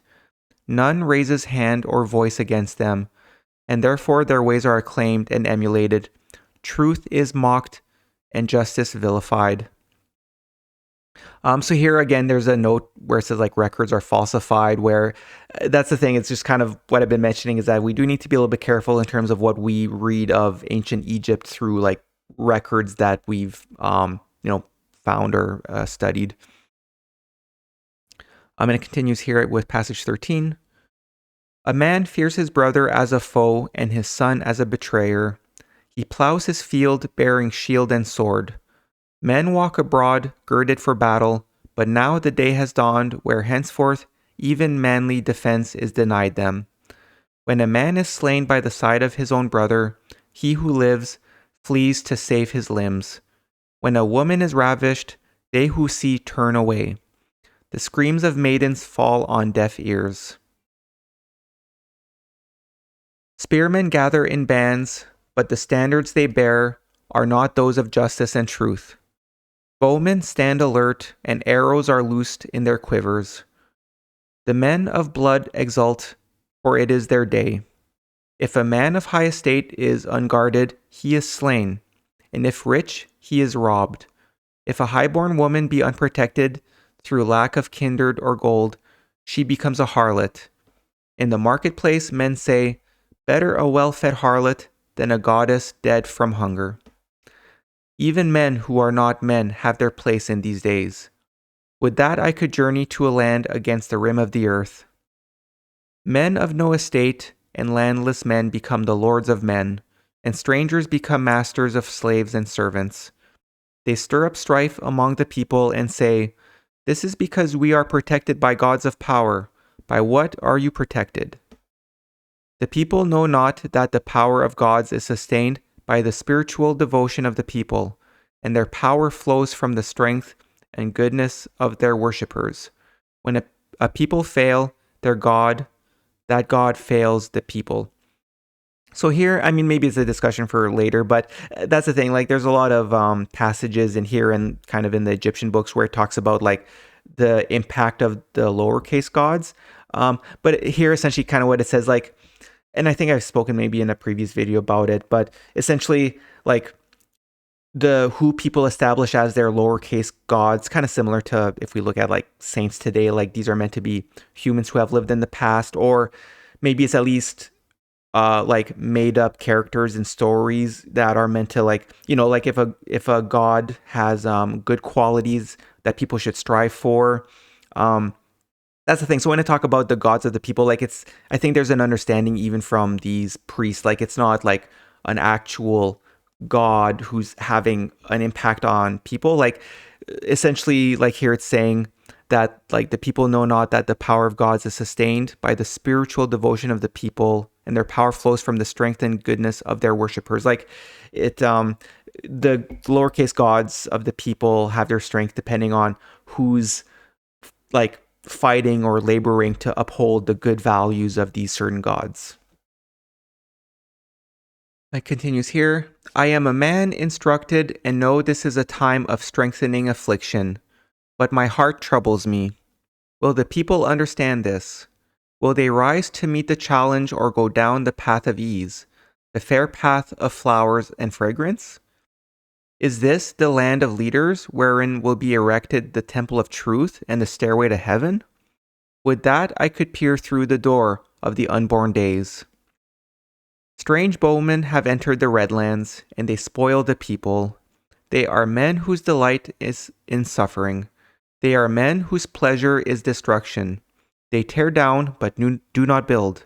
The roads are covered, and the water channels opened. The craftsman no longer interests himself in his craft, for that which he makes is taken away. He who reaps does not store the corn, while he who is without a plow never lacks a full storehouse. The harvests go unrecorded, and he who toils not eats with he who has labored at the ingathering. The man without cattle eats meat, while he who owns them eats herbs. So yeah, these passages I think are quite important in terms of understanding the context. So first here, passage 16 says, I am a man instructed and know this is a time of strengthening affliction. So again, like Panubis is definitely an inline one, maybe even a twice born. So like, he understands that like Earth, again, like it's a place of testing. And in situations like this, it's the idea is that good people like, oh, are they going to pass their test and survive and, prosper, or are they going to descend? But what's especially important is passage 17 here. So two parts. One here where it says like strange bowmen have entered the red lands. But here it says like they are men whose pleasure is destruction. They tear down but do not build. Like that's absolutely evil, right? Like especially in ancient times where, I mean, today things are maybe a little bit different with like our mass production and in manufacturing and things like that. But that's the thing, you could imagine in ancient times, like it takes a lot of labor to build things. And so for people to just go and want to destroy things, but at the same time they don't build things up, like obviously things are going to descend. But also this part here where it says, I'm going to read it again because it's very important. It says, the craftsman no longer interests himself in his craft, for that which he makes is taken away. He who reaps does not store the corn, while he who is without a plow never lacks a full storehouse. The harvest goes unrecorded, and he who toils not eats with he who has labored at the ingathering. And then like the man without cattle eats meat, while he who owns them eats herbs. I think this is a good way of reflecting. Again, I mentioned before in terms of just a cycle where like today it's the same thing happening where, it's the wealthy people who don't even work to do things, whereas the poor people who are laboring are like here, the man without cattle eats meat while he who owns them eats herbs. Like the very people who are tending to these cattle and doing the work so that they could produce meat, they're stuck eating herbs, versus here all the wealthy and corrupt people are the ones who eat the meat. So again, it's so important, and why I wanted to read it again. And I think it's one of the big lessons that like today I think we really need to put a lot of emphasis on. It's so gross how there's the wealthy who, especially today, like it's so easy for the wealthy, like if they already have millions of dollars, they just have it invested and they make all this income as passive income and they see themselves as smart. Meanwhile, they who labor are stuck making less money, and they're struggling to even afford like a place to live and things like that, where the wealthy are taking advantage, where they're taking the fruits of the labor of the poor, and the poor are struggling. So that's really something that I think it's very important if we want to live as a way as we should, in terms of just kind of an overarching, the way that these prophets of the past, including Jesus, would want us to live today, is we really need to take away this thing where the wealthy can just make more and more money through like passive income. And this is a good, like I said, we'll talk more about this when we talk about like the meaning of life and things like that. But it's so funny how things are the opposite. Like it's the reverse, where the wealthy think, oh, I'm smart. I've invested all this wealth and I keep making passive income. That makes me smart. Meanwhile, their passive income comes at the cost of companies not paying enough to those who labor to make things, to actually produce these goods and things like that. So it's just, anyways, it's funny. It's when I was first going through this and first put the report, I mean, things were bad, but in the last few years, that's the thing, I've just been seeing things get worse and worse. So yeah, it's just, anyways, this is a very important insight, I think, that we really need to pay attention to. But I guess what I meant to say or to add is that that's the thing. These wealthy people, it's so sad. It's like in their mind are like, I'm so smart. I'm making all this passive income, and it's like you're essentially like destroying yourself. Like those wealthy, if that's how you live your life, if you're making all this money and you're not actually laboring and you're living in luxury, you are going to go to hell. Like there's no question about it. All the wealthy, in particular the billionaires, like they're like, ooh, I'm so smart. And they're taking advantage of people. And it's like, it's a guarantee that you're going to go to hell, like to the dark side of heaven. Like there's no ifs and or buts. It's very obvious, as we'll be going through more of the chapters later about like the meaning of life and things like that. So anyways, I just want to highlight that because yeah, this is one of the passages that I like to highlight where it's like, the cycle repeats. Like this is what happened when Egypt fell and became corrupt, and it keeps happening over and over again. So anyways, yeah, I think the wealthy and a lot of people are going to be in for a very rude awakening when the truth that's in this manuscript becomes known across the world. And I guess like that's the thing, I don't know when or how exactly it's going to happen. I'm just trying to do my part in terms of piecing the puzzle together and figuring out like what these texts are and trying to bring validity to it.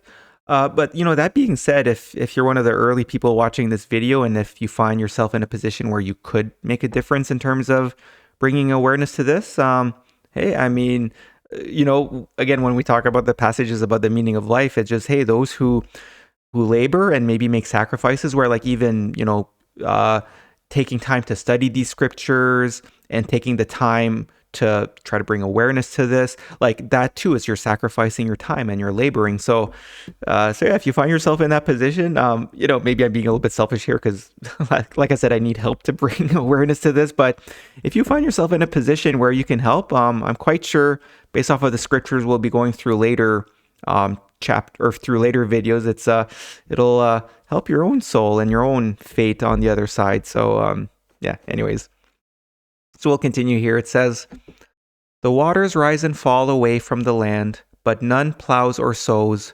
For men say, the events of tomorrow are unknown, and who knows what man will reap where we have plowed and sown.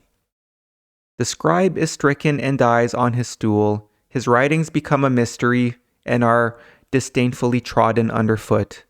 The fruit of many days' labor become kindling. The wisdom and knowledge of generations become fuel for fires of destruction. The weaver has abandoned his loom, and robbers lie in wait to strip men of their garments. The keepers of storehouses are stretched out before the doors, and storage places are empty. Charcoal has gone from the land, and the watermen have left their hoists. Slaves wander without masters, and children roam, begging for bread. No longer do men sail northward, and there is no cedar wood for those who have departed. Gold and silver have gone back into the soil, and copper is hidden in the ground. Ships that leave return no more. The roads are places of danger, and he who journeys with goods reaches a strange destination. He who is unarmed or undefended becomes the playthings of brutal men. They who rob become lords, and they who once ruled with riches wander in rags. Chests of ebony wood are smashed open, and fine furniture is broken and burned. No man possesses vases or things of metal. No door is closed, and no dwelling secured. The mysteries of the temples have been taken away. Such is the state of the land wherein your servant dwells. It is a land of sorrow. It is a time of tribulation. When Thumis came to me with your letter, my heart grew big with gladness, for it told me you had reached a secure mooring. My heart spoke to my spirit and said, where in the land is left another such as he, one who judged with impartiality, whose head never inclined towards a bribe, who ever stood firm for truth, who saved the lowly man from the oppression of the powerful, and the humble man from the hard hand of the arrogant. Such men no longer serve in the land. I am one who is instructed, and therefore I know that the life of each man has a set span. And from this knowledge I gain courage. I know that from whence the Spirit came, there it will return. Each night my soul goes to pastures of the Spirit, and there sustains itself and is refreshed at the fountain of eternity. I arise renewed in vigor, to face the trials of each new day.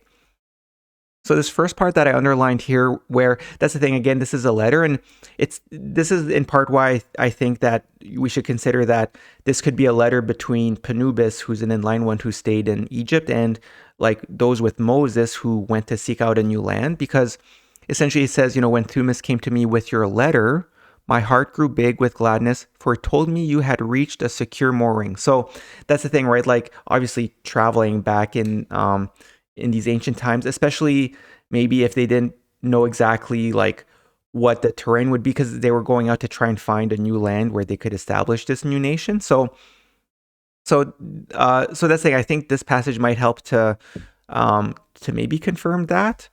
And the thing too here where it says, my heart spoke to my spirit and said, where in this land is left another such as he, and, goes on to give a lot of good compliments. Like this could be speaking of Moses. Or it could be like other inline ones or other twiceborn, because like these sorts of descriptions would have fit them too. But at the same time, like Moses was, probably the greatest of them all at the time from this generation. And then this part here where it says, I know that from whence the Spirit came, there it will return. Like it's just acknowledging that like this is someone who was well versed in the sacred wisdom, who had a really good understanding about like just the nature of life on earth and how, I know that the life of each man has a set span, and that ultimately our soul is going to return back to heaven. So, and then continues here. The state of the land has been made known to you, and therefore I ask that you take into your charge the sacred things and writings, which are now guarded here. So again, this is part where it seems that, I think that would make sense from a, just being wise, is that, they, like Panubis would have waited in ancient Egypt, guarding the sacred things and the sacred writings. And then once it was confirmed that either Moses or the group of people made their way to the land where they wanted to be, where, they sent a letter back confirming that. Now it's like, okay, now that you've made it and we know you're secure and you survived, then they're going to send someone who's carrying the sacred things and writings to bring it out of Egypt and into that new land. So it continues here. Daily our task grows more difficult, and we live in fear of two-tongued men among us.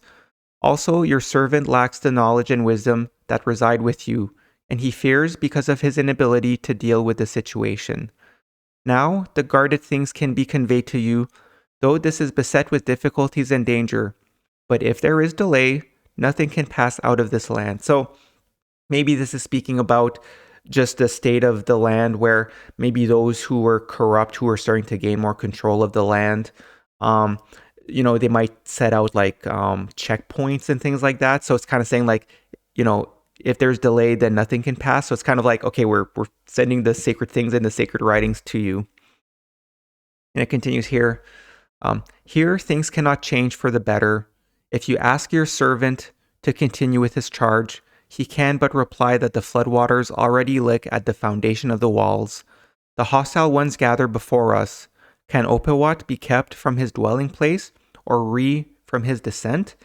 And that's the thing, like this might have been before like the mass exodus. Like I think I mentioned before, it's very likely that like Moses and the inline ones would have gone to try and find like, okay, where do we want to settle? And then after that, they would have set up their hidden temples and make it ready so that when they receive these sacred things and writings, they could, put them and closely guard them. And then afterwards, they would have come back to Egypt for the mass exodus.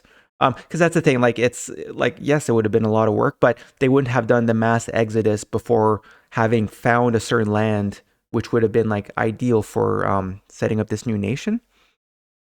So that's the thing, actually, this part here where it says like, here things cannot change for the better. Because that's the thing, again, they would have been very wise and intelligent, where they would have, like, okay, well, things are descending, so we need to prepare in case we need to leave Egypt. So they would have done these preparations before the mass exodus. But at the same time, if ever things in Egypt got better, and if ever there was a new pharaoh, and if ever these inline ones could gain favor with this particular pharaoh, then maybe they would have decided not to do the mass exodus, because, okay, maybe we could actually regain control and things like that. And then the chapter ends with these two passages here, which says, therefore, this goes in haste with Thumis, who has the means of passing through the land. He knows the roads and the waters. The sand wastes do not shut him in. I leave all things in your hands. May sorrow never stretch out towards you. May you live forever in a form of glorious perfection. Your servant hopes to see you, but submits to his master's will. So again, this is helping to show a little bit of the, this letter is probably going to Moses, because it's talking about like Panubis being his servant, and, submits to his master's will, where, like we read before, Moses was referred to as the master. And, this passage 26 here, like that's the thing. It seems like this Thumis person is someone who was like good navigator. He was very well equipped to travel and to carry the sacred things and the sacred writings to Moses on the other in the new land. So I just have a note here, and I guess I kind of talked a little bit about it before. But yeah, this chapter's description of the corruption in ancient Egypt should be taken as a warning for us today. Like ancient Egypt, our modern world was built off the labor and sacrifices endured by our ancestors. But just like in ancient Egypt, a corrupt generation can result in it falling apart from within. So we should be careful and not take our current nations and societies for granted. One of the best things we can do is to learn how to get along with our diverse neighbors and to strive to make our communities better through labor and by making sacrifices. And when I say labor and sacrifices and our neighbors, that's the thing. It's when we go through the Gospels of Jesus, like these are terms he uses quite a bit. Okay, so now we're going to read through chapter 26 of the Book of Manuscripts, which is called Scroll of Kabel, section 1. As we'll be going through this chapter, I think it appears to be from Moses, or like Kabel could be one of the scribes who was from or with Moses. So the first passage says, "The words of the great scribe of the universe by Laman, keeper of the water gate by the outlands. To the children of Laka at Chemwar, keepers of secrets, wise in the words of God, greetings. May your days be long in prosperity and peace. May the great Son of Life endow your years with greatness. May you walk always with a feather in your heart, and may the wild fig tree flourish in the sand of your courtyard. Success in your journey to God's land. The guardian of sand wayfarers protect you along the road." So that's the thing. There's some chapters sometimes that have a bit of a like initial passage from the scribe writing these, and I like them. They're usually fairly poetic. It's kind of like a bit of a prayer or things like that. So the beginning of this chapter, passages 2 to 10, seems to be Moses prophesizing a destroyer event and encouraging the people to make themselves ready. The hidden portal is possibly a reference to the hidden chambers where the twice-born ritual is performed, which I know I keep saying this, but like we'll be talking about the twice-born ritual in video 14. So here it says, "These are God's words on the hidden portal, struck by one who slept within the temple and who knows the will of God. If they be heavy, they are also sound." So this is, kind of what was written here, starting in the quotations. It says, "My children shall pass across the wilderness and sea, and my wisdom shall go with them. The whirlwind shall not strike them, nor shall they be consumed by the sea monsters. When all this generation and its children shall be swathed bodies in their coffins, my children shall not be at rest. They shall come to a land of many waters, where gold is found and there is copper in abundance. There they shall erect a temple to the glory of God, and they will prosper and increase. Their women shall be honored by the water beast and rejoice in their good fortune." So here, it's clearly talking about they're going to do a journey, which again, I think it's kind of talking about the Exodus. And, interestingly enough, where it talks about the water beast, as we read in the previous video, the tale of Hiram, there was a whole storied setting where there was like they were doing the offerings to the water beast. So again, I think this chapter is tied to Moses, or at least his generation. And it continues here. "These are the words they shall remember and strike on marble at the temple gates. These are the words they shall engrave forever." So anyways, just underline this, just, hey, these are words that have survived and we can keep passing it along. So here it says, "Good deeds must outweigh wicked ones on the great scales. Otherwise, the spirit is doomed to darkness. A man is expected to strive for perfection on earth, but not achieve it. Let him be judged according to his efforts. Bewail not if prosperity departs from you. It passes from the good, for they have passed its test." So these are kind of, maybe these are similar to why there's a notion of Moses writing the 10 Commandments, like, these, like it says, these are words they shall engrave forever. And it's kind of, the sort of same message in terms of doing good deeds and things like that. So it continues here. The day of the destroyer will come again, and the land shall be laid waste. It will strike out of heaven at a time when there is prosperity and peace, though the minds of men shall be perplexed. It will be a time when men worship the works of men and say, there is nothing greater than these.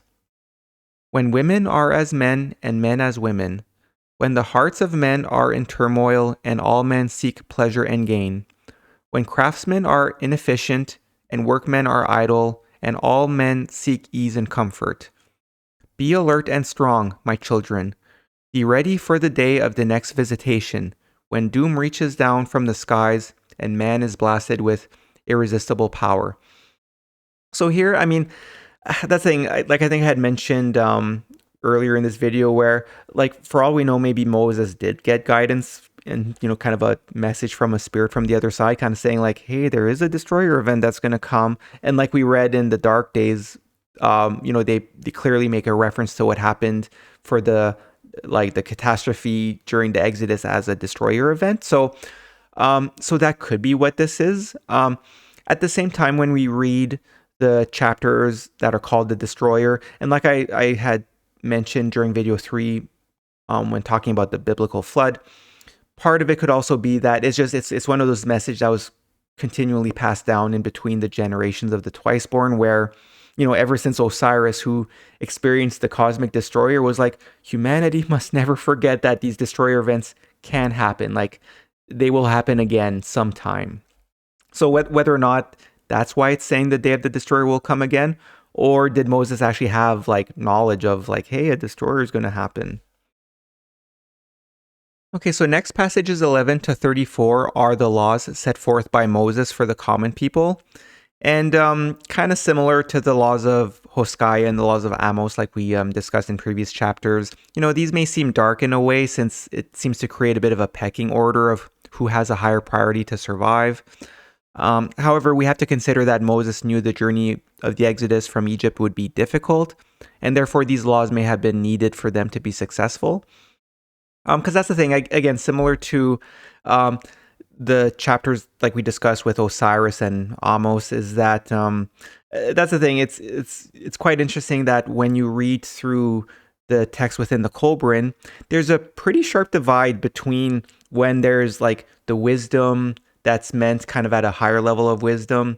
Like actually it was one of the chapters we read in the previous video about Moses, like his wisdom about like the intent of laws and things like that, like it's very wise and enlightening and we should keep it today. But then this is where I had mentioned, and as we'll be going through here, it seems like you have to put yourself in the shoes of what the situation was at the time. And when we read through the chapter earlier in this video, the dark days, and we saw the people panicking and frightened and even kind of rebelling against Moses and the enlightened ones when they arrived at the edge of the sea there. That's the thing. I just want you to keep in mind when we go through this, where it's again one of those where it might seem like a bit of a sharp divide, where we read some passages from some chapters, it's like, oh, this is incredibly wise, and then sometimes you read these and you're like, oh, okay. but yeah, so that's we'll read through them here. But that's the thing. I think the tone here is a little bit similar to the sorts of things we read in the Old Testament, where again we need to be cognizant of the situation and the state of humanity at the time, and these prophets, you know, had to do what had to be done essentially. So anyways, we'll start reading through these. It says, "These are the laws in which you shall find the strength to survive. Throughout the days of your hardship, remember them well, for they will bear you up." So here, we'll just kind of go one by one. Here it says, "No man shall eat to excess or drink until he staggers. No man shall waste his substance in fornication. No man shall cut himself after the manner of the Easterners or suck blood. No man shall act with man as man acts with woman." So again, like this one here, we'll talk about that in a later video. But yeah, this kind of reflects a little bit what people today point in the Old Testament. But yeah, we'll talk about that later. So it continues here. "These are the rules by which my children shall survive. They are not for the survival of each man or for everyone, for many must perish. So this is the ones where it seems like it creates a bit of a pecking order in terms of like if they were having difficulty during their mass exodus to the new nation. It was just to kind of ensure that the best people survived. So anyways, we'll read through these here. It says, where some must die that others live, the weak shall die and the strong shall live. Where the choice of death is between man or child, or woman and child, the child, being instructed and capable of survival, shall live. The means of life shall be placed with the child or woman, and the man shall take his chance. Where the choice of death is between a woman with child and a woman without child, the mother shall live. Where the choice of death is between young and old, the young shall live, and the old shall die. But if the young be weak and the old strong, then the old shall live. So the passages will continue here, but here's where you could really even though it seems a little bit cruel, like I said, it kind of like who will live and who will die.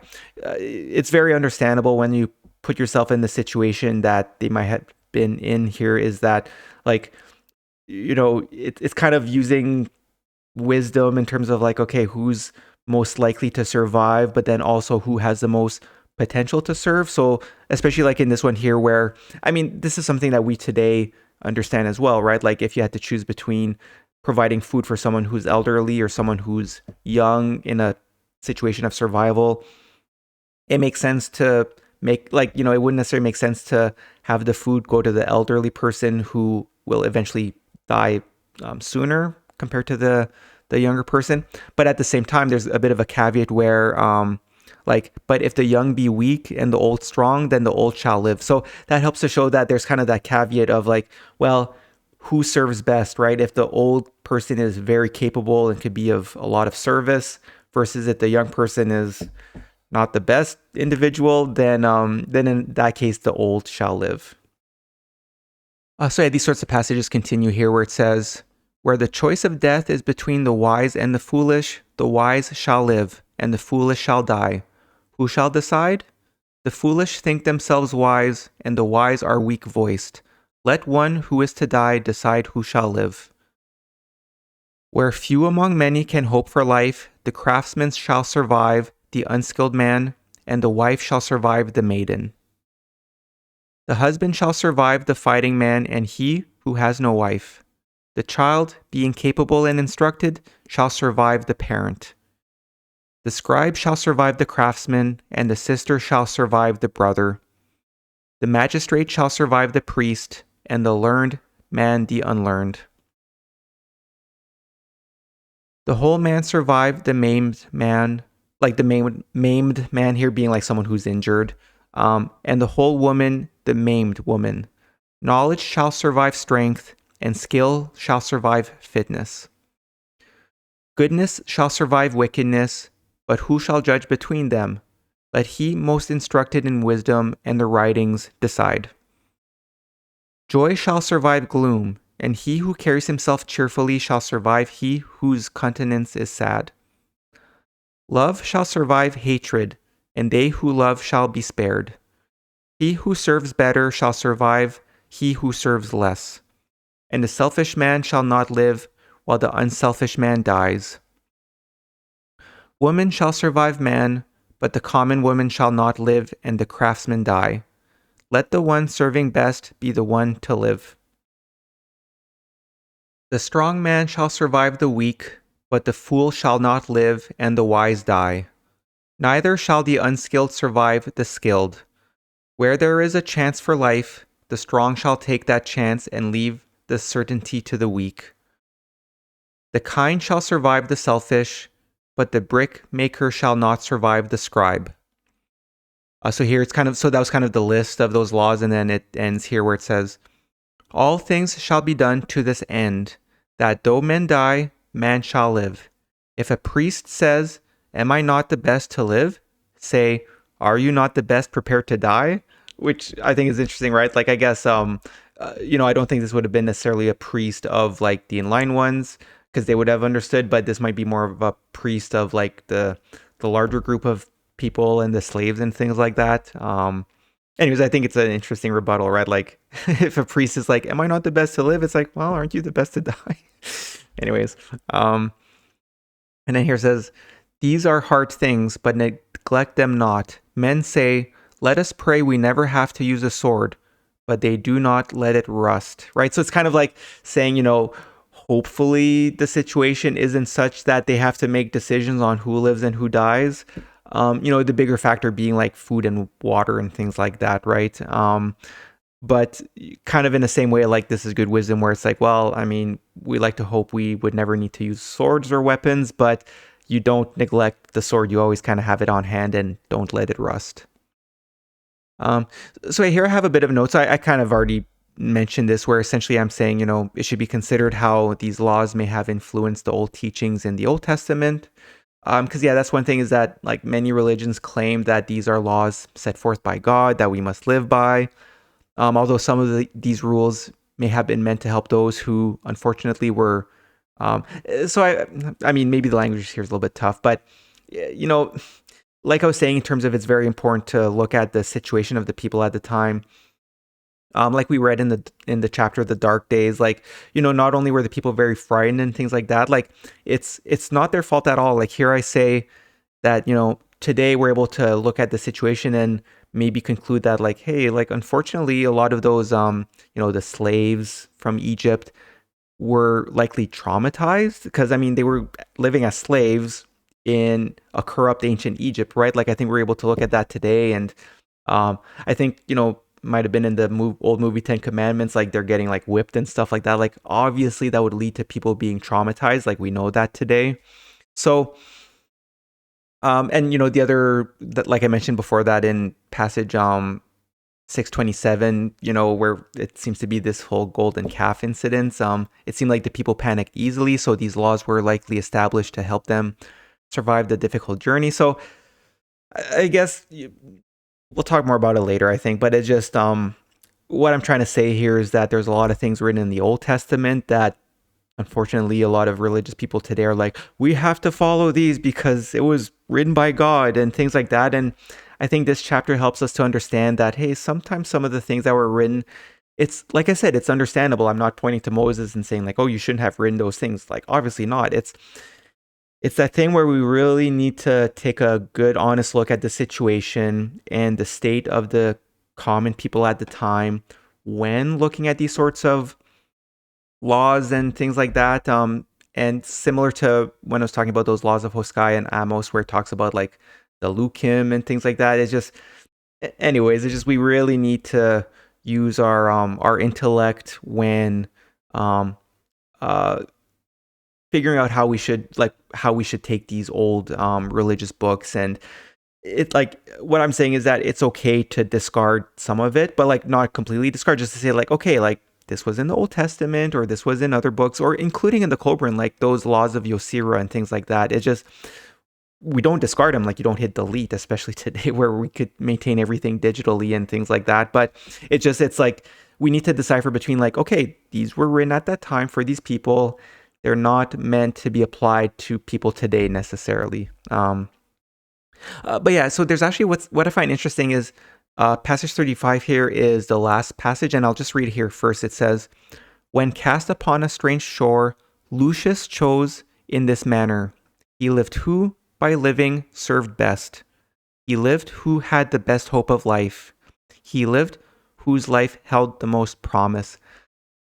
So that's the thing. So here where it says Lucius, as I would have mentioned in video 1, like the book of Lucius in the Kolbrin really does seem like it's written by Jesus. So that's the thing. This is actually like I think this might be the only edit that Jesus would have made in the Egyptian books. At least it's the only one that seems to be like personally written here, where it says Lucius, similar to the book of Lucius. And again, just knowing Jesus, like he really has a way with words. This is him kind of summarizing, instead of having to do a pecking order between like various like scribes and priests and skilled people and whatnot. He kind of summarized it in a very eloquent way, where he lived those by living served best. He lived who had the best hope of life. he lived whose life held the most promise. Like, that's kind of a nice way of summarizing, if ever we were in a situation and you have to kind of choose who lives and who dies, which, I mean, I like to think that today, especially if we get our, start working more as neighbors and things like that, that we'll never run into that situation again. But anyways, this is interesting where, like I said, I think this is the only real passage where Jesus made like a personal edit in the Egyptian books. Okay, so now we're going to read through chapter 29 of the Book of Manuscripts, which is called Second Scroll of Kison. And that's the thing, Kison in this chapter appears to be Moses, where it speaks of how he helped band together the sons of light and bring the sacred writings from Egypt during what is known today as the Exodus from Egypt. So we'll see, like we'll read through the passages. Again, that's the thing with the names. It's hard to tell sometimes, but from the description, I think there are certain passages where I think it's quite clear that it's either Moses or like someone who was with Moses during his generation. So this chapter is divided into two parts. So the first 34 passages are one part, and then the last few passages from 35 to 43 are the second part. So overall, this chapter is a mix of encouraging passages with wisdom, as well as passages which could help understand some historical context in terms of who went where. So passages 1 to 3 speak of either the new land, potentially biblical Israel, or that the hidden truth was revealed again to a group of people in the land of Egypt. So this could be potentially like before the Exodus. Because again, I think one thing we need to consider is that even though they had started to plan for the Exodus, like it would have been maybe their preference to regain some sort of control or influence in Egypt, because they would have understood just the situation where, like, again, they were in Egypt for several thousand years, and there's a lot of risks with starting a new nation in a different land. So here it says, I am Kison, son of Nesbuat and Nektoreb, a citizen of Hakarnak. I am he who brought the sacred writings from the swamplands and gathered men together who are the sons of light. Now, the wisdom of olden times is replanted in the land, though it sits without in the courtyard. Yet among those behind the pillars, many know who among them sees clearly. Great secrets are hidden deeply, but they are not unknown, and the day will come when the soil will give up its treasures. I am not one who takes his ear in the hand when darkness clouds his heart. I came from out of the land of security to a place where all men would raise knives against me, were their eyes opened. So next, passages 4 to 9 speak of who I think is Moses obtaining the sacred writings, and he makes a note that none were lost. So here it says, in the baskets of barley, on the backs of asses, came the sacred writings containing words to guide the wise and knowledge to dispel the powers of darkness. No magic could prevail against the superior spells I carried, and the treasures remained unseen. Men sit beneath the trees and nod their heads solemnly and roll out long books to read things that evaporate in the air. I deride not the books, but one blow of the sword can destroy 10,000 strokes of the pen. Those in high places persecute us, not because of the whole of the writings, for much is common to all, but because we seek to change the established order of things. We seek to change the ever-present state of affairs. Because, too, we have a God who is not the holder of property or a God of the rich and powerful. Who benefits from the riches and estates of other gods? The gods or their priests? Would they who benefit, therefore, welcome the words of God, like uppercase G God versus the smaller case G? And it continues here.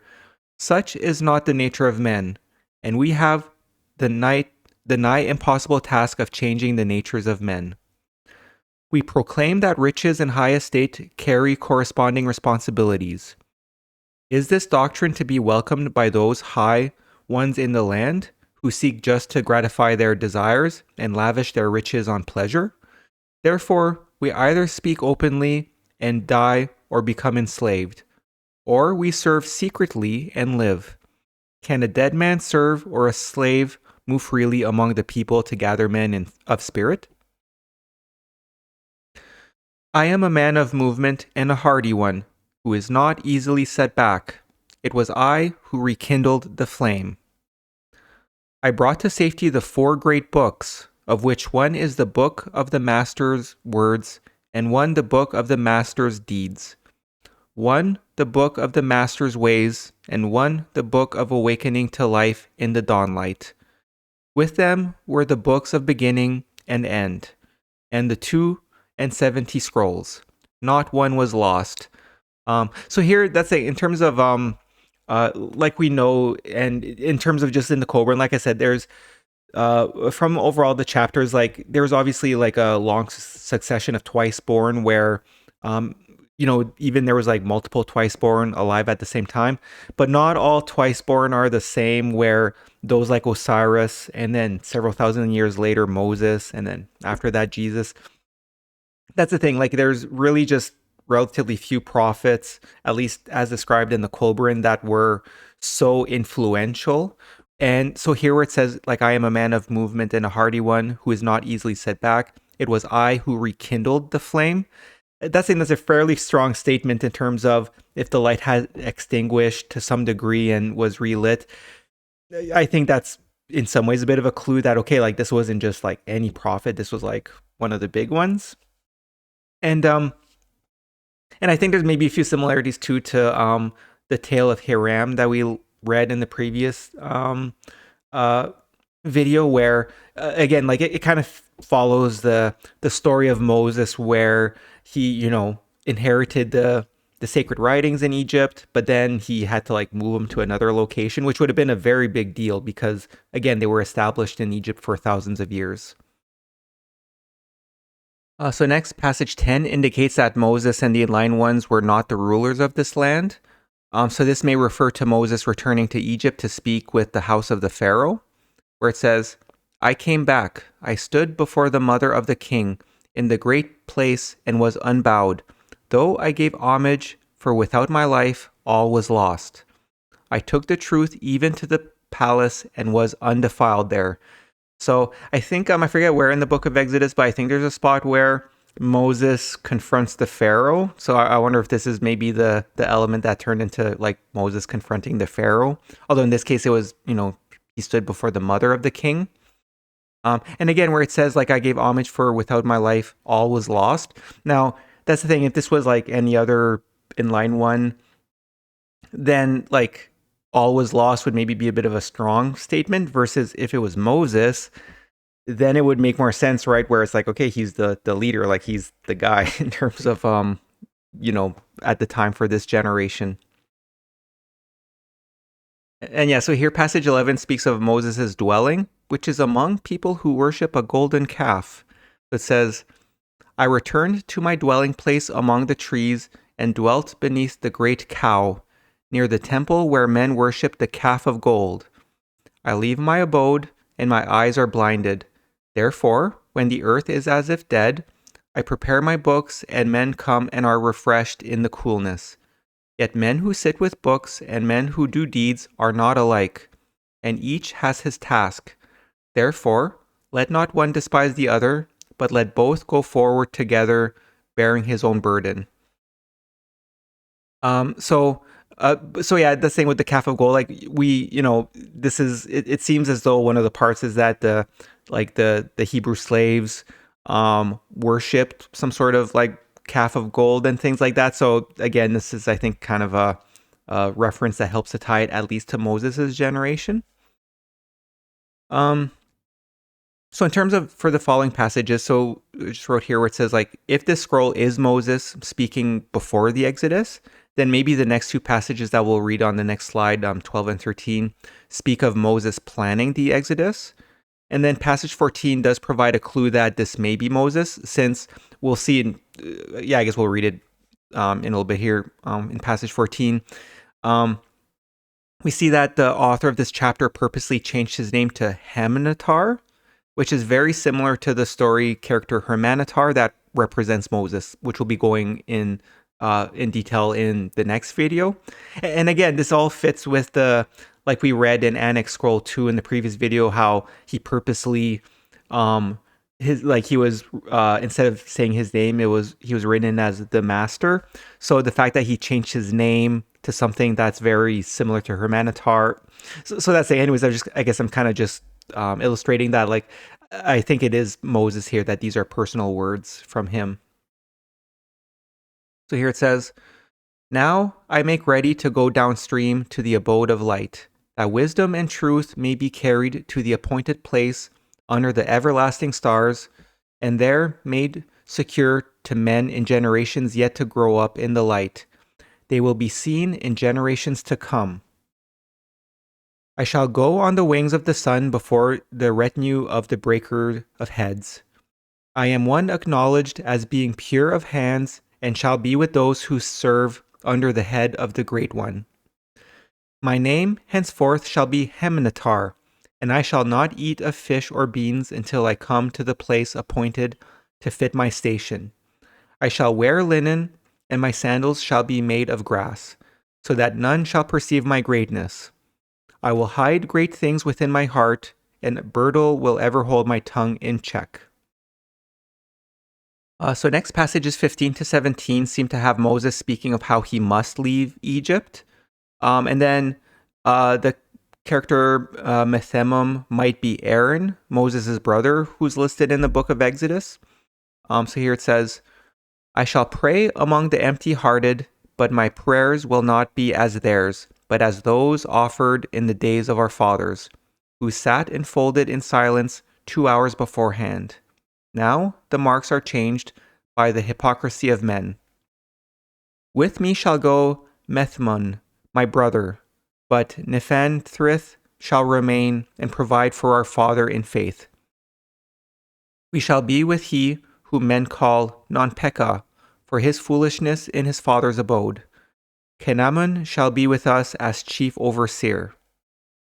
Behind us we leave many in sorrow, but our stature shall not diminish, for greater things are always believed of those who are distant." So next passages 18 and 19 indicate that perhaps Moses was married, which I think is actually mentioned in the book of Exodus, to someone called Nofret, and that she was pregnant with his son when he had to leave to prepare for the exodus from Egypt. So here it says, "Nofret, I depart from you in sorrow, but are not great loves increased by absence, while little ones diminish? Parting is the test of love. Let the years speak and enlighten us unto ourselves. Have we spoken truly one with the other?" And then here it says, "My son, my unseen little one, now asleep in comfortable darkness, gathering your strength for the coming struggle, may the great God of life add his strength to your strength. You will be a great one among men, for you were conceived in love and not in lust." So that's saying, I think this is a fairly clear description of like his son, but unborn, where his wife would have been pregnant. So next passages 20 to 32 are a fairly long set of passages where these are inspiring words from Moses to his unborn son. So here it says, "Within the guardian of my heart, you remain as a wonderful mystery. I am overcome with awe, for within you there is something God-inspired. It bestows strange powers upon you, so that at the appointed time you fight for air and light. You will be a man of courage, for such men are born to the fearless and good. Strength and beauty, courage and modesty have mated, that you might be the heir of their gifts.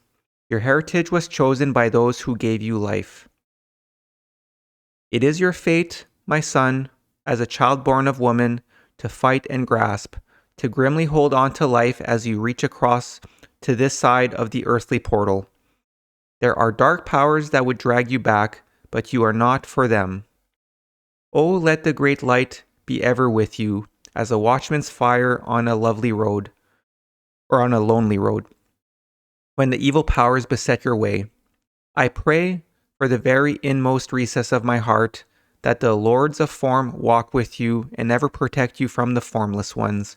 So again, the formless ones was spoken of in Annex Scroll 2, where when it was talking about Nebihatin when he was a child, where it seems like, it's kind of a reference similar to the Lukim and things like that, where it's like, some sort of like maybe medical illness that could have impacted like a child at the time. It continues here. As you grow, may your thoughts ever seek to inquire. May you be filled with the heady wine of the gods, the gift that spurs men to venture forth into strange places, seeking the unknown, which leads them to seek green pastures beyond the desert, the dawning over the sea rim and the light beyond the circle of darkness. Adversity may be your lot, but adversity is the greatest tutor. It is something welcomed by men as the measuring stick of their manhood. Adversity calls men forth to seek God and truth and drives them upward along the great path. May you ever seek the unknown and strive courageously against the unseen. May your spirit be high on the journey in this place, where so many men grow weary on the road. Be not one who sits following the ways of other men, but one who moves along a path of his own choosing. Keep the love of life given men, or life is lost, but cast aside the fear of death, for it is a small payment for a life well lived. Rejoice in living and walk in the sun, avoiding the shadows. Remember that though life is to be enjoyed to the full, its enjoyment is ever subordinate to duty. Be a man, my son, be not a man of unbridled wrath, for such are rarely without trouble, though righteous wrath will lend strength to your arm. Be a man above pettiness and greed, above meanness and deceit. Keep forever the joys of friendship well made, and serve your friends well. Never betray friendship or turn it to serve your own ends, lest you become something less than a man. Carry high gladness in your heart, and never cease to wonder at the marvels in life. Not a day shall pass, but you will see something new to enrich your thoughts. Look at life as a man and not as an ox. Wonder at the great and awesome manifestations of God, such as sunlight and thunder, the dew and the stars, the sandstorm and the murmur of waters. Never let your eyes become dulled to the growth of trees, to the rising of the waters, and to the return of the harvests. Let your heart be hungry for knowledge, and your hand be ever seeking some skill. Hate lies and shun the coward. Walk with men and learn manly ways. I know you will do the right thing, my son, for a bird does not beget a crab. I must tread a path you may not follow for many a year. I go, ashamed to leave you in surroundings unbefitted to your blood, but so it must be. Can the wilderness hold down the eagle, or waters restrain the wild goose? No, neither can a true man be ensnared by his condition and circumstances. I go, my son, for go I must. I cannot delay. So that's the thing. Like I was talking a few times during this video, where I think it becomes quite apparent that Moses would have traveled to and from Egypt a few times when planning the Exodus. So that's the thing. It really seems like here, like where he's saying, like, I go, my son, for go I must. I cannot delay. But that's the thing. I think it helps to describe like the situation Moses was in. But ultimately, I guess the main focus is just these very inspiring words that who seems to be Moses is talking about his unborn child. And it continues for a few more passages here where he says, I kiss the lovely forehead of your noble protector. It will soon be the time of farewell. I will not be here to greet you, to welcome you at your first cry. I will know you not before I depart. Woe to a sorrowful father who can bestow not upon his unprotected child, but a piece of stone and some writing. These are my words to you, my son. Live the life of a man, such as, if all other men lived likewise, the great God himself would leap out of his heaven to welcome their race into the realm of gods. Live not as other men do live, but as they should live. Fare you well, my son, a good morning and a clear dawn. May the great wings enfold you until we meet.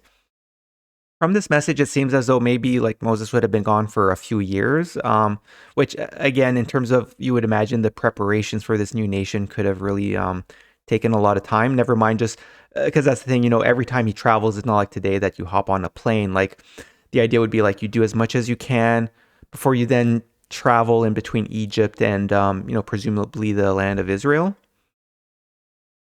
So yeah, these are the last passages of like this message from Moses to his unborn child.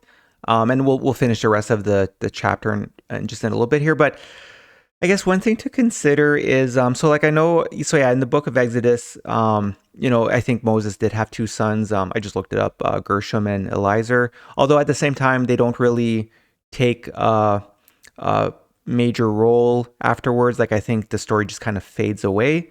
One thing to keep in mind is that if ever the tale of Hiram that we read in the previous video is about Moses, like that's the thing, in the tale of Hiram, there's that story element where first he travels to the new land with Asu, his wife, or like the temple maiden, and then he leaves her with some people, comes back to Egypt to retrieve the treasures of Egypt, and when he returns to Asu, he found her dead.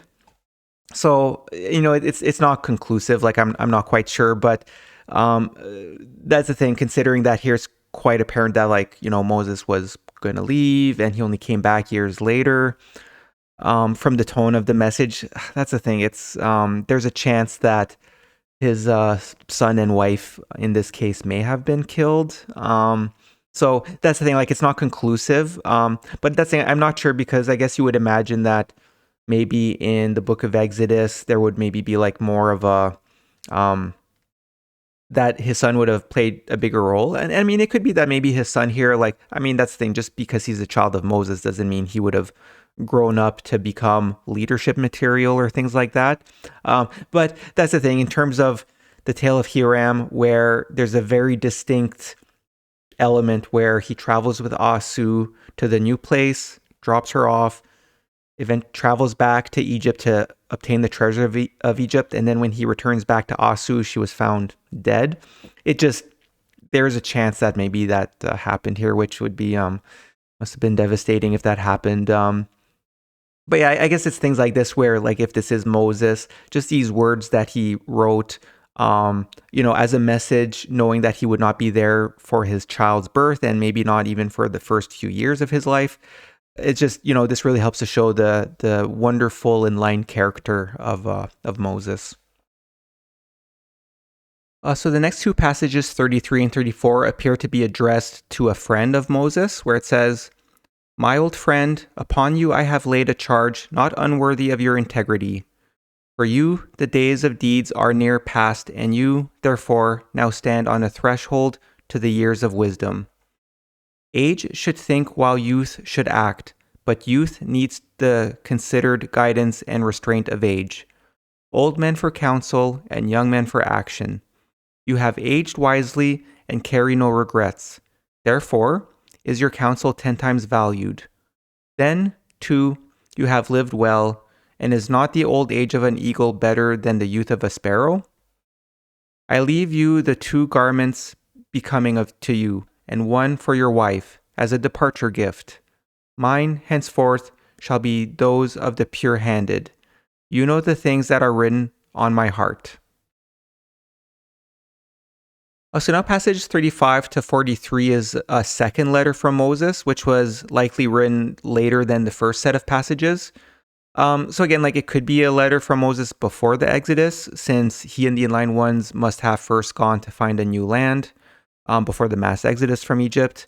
But as noted in passage 43 that we'll read just below here, the letter was fragmented and therefore it could be a little bit ambiguous. So here it says, "I have rewritten what I found in 4 parts. Be it not well done, I could do no better, for much was lacking, and the letters are strange." So below, we're going to read through the remaining passages, which may suggest that Moses did not go back himself to Egypt, where we'll see, he may have been sick. And this could be a trip to Egypt after the Exodus in order to retrieve the sacred writings. Like we talked about in the scroll of Panubis, he was saying okay, I've, kept the sacred writings for you and things like that. Or it could be an intermediate trip when planning the Exodus. I guess I'm just trying to say that it's not sure if this would have been one of the many trips either before the Exodus or maybe after the Exodus. So here it says, from Kison in the land of cedars, by the hand of Ketlis, to those who journey on across the great green waters, by Jamulus to Sophar called the stranger. Peace be with you and with your household. May your God be blessed as he is blessed.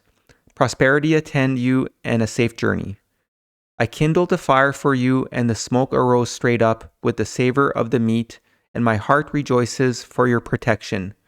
Now I say, declare these words clearly and with a true tongue. Neither suppress any, nor add to what is written. Nebuteret shall go with you in my stead, for he is a young lion, while I lie sickened with the worm. It is a land of strangers with strange ways, where men pass water standing while women sit, where sons labor for their father's sustenance and women are not household mistresses.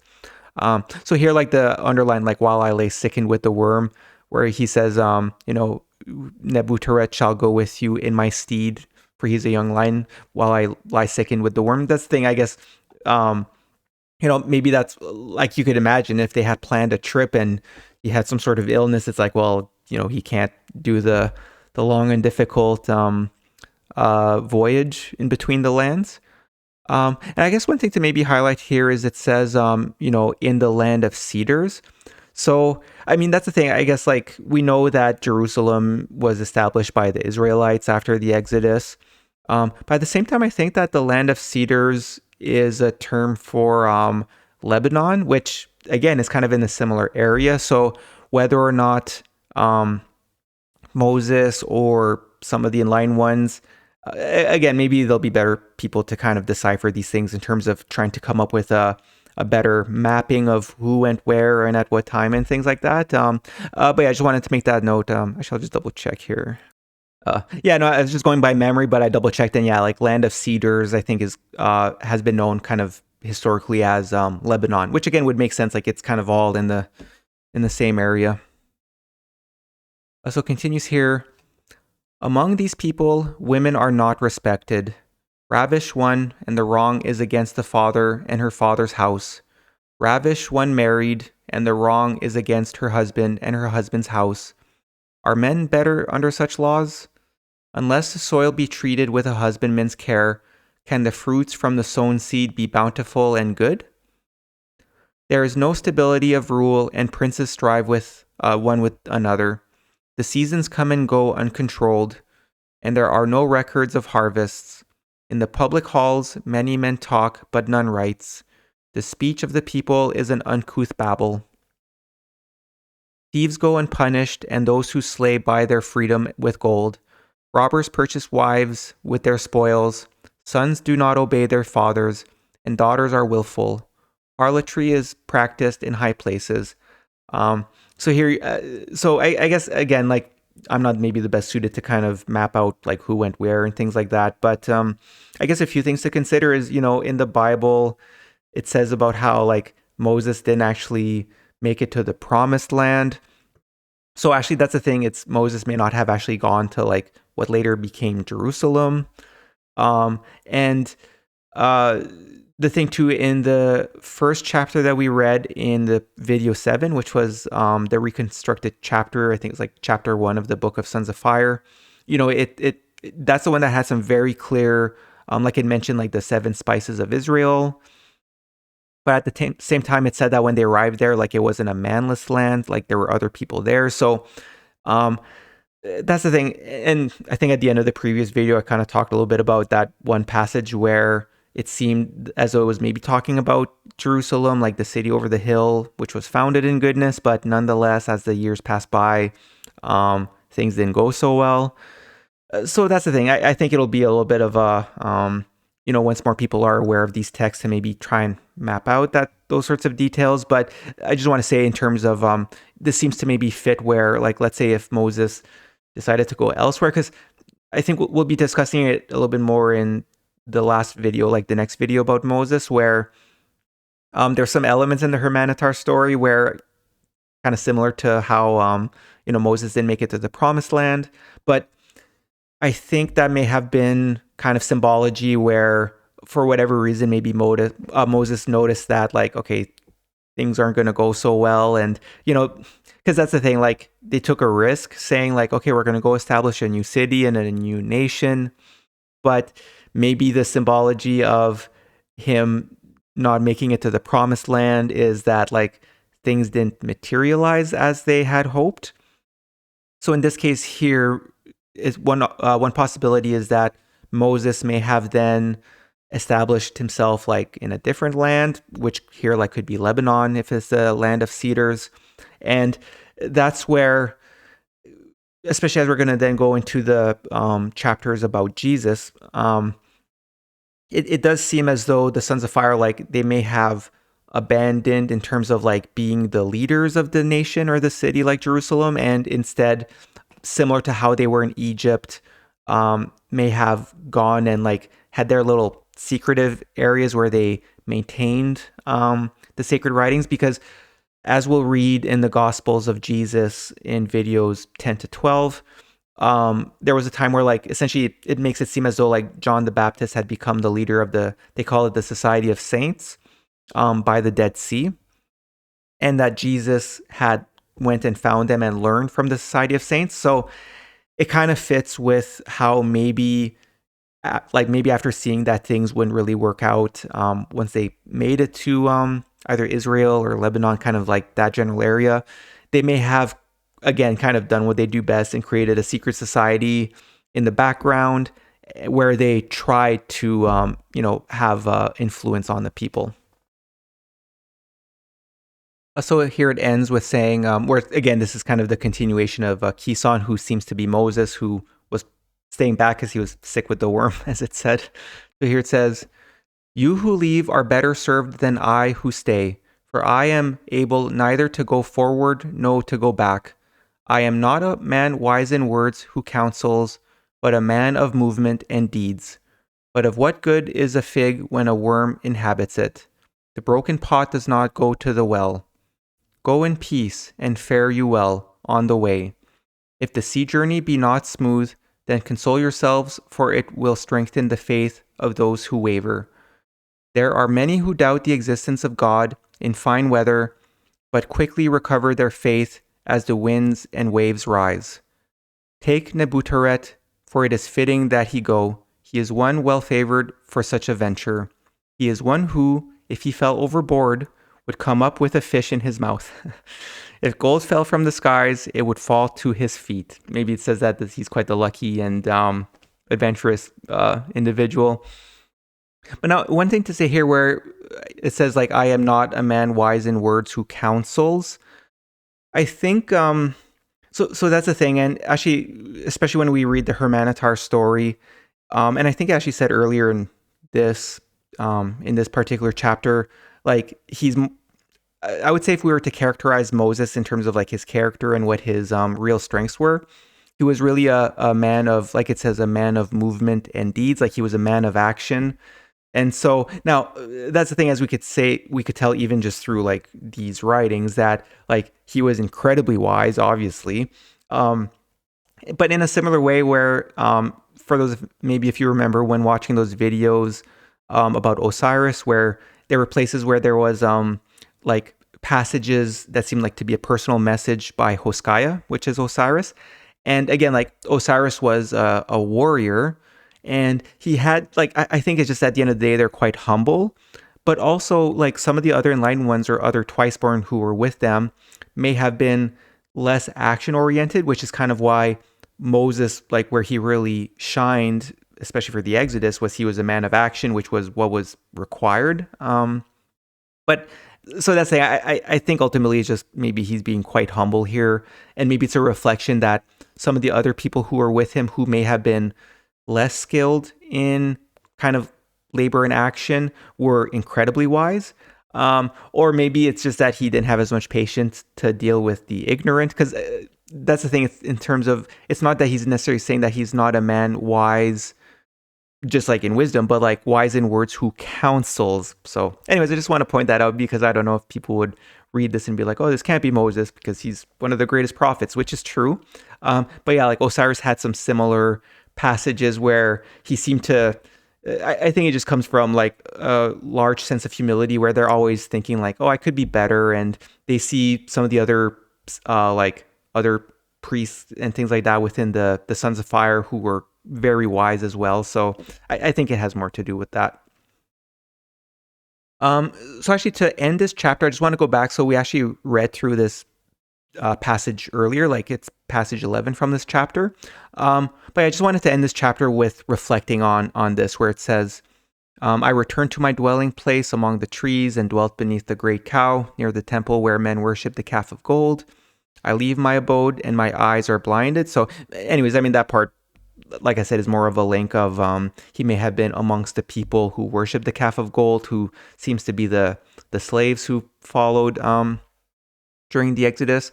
But it's the last two parts here that I want to focus on, where he says, therefore, when the earth is as if dead, I prepare my books, and men come and are refreshed in their coolness. So here where he prepares books, like that's the thing, as I've mentioned a few times, I think it's fair to say that like the book of Genesis was probably in part written by Moses and those with him. And I like where it says, and men come and are refreshed in the coolness. And it's true. Look, I've read through these texts, like most of them around 40 times by this point in terms of when studying it and putting the report together. And it really is very refreshing, I have to say, going through these texts. So that's saying it might not become very obvious or apparent if you're just watching this video. Like the more you read it, the more it's almost like there's layers in an onion, where like the more you understand, the deeper the meaning. Especially, that's thing, like the passages we've gone through so far in the Egyptian books, like there's some that are very good. But I tell you, when we go through the chapters about Jesus, like Jesus really had a way with words. Those are refreshing, refreshing books. So anyways, I just want to mention that, like it's an interesting reference in terms of like men come and are refreshed in the coolness of his books. And I have to say, like it's like I said, even myself, I agree, it's very refreshing.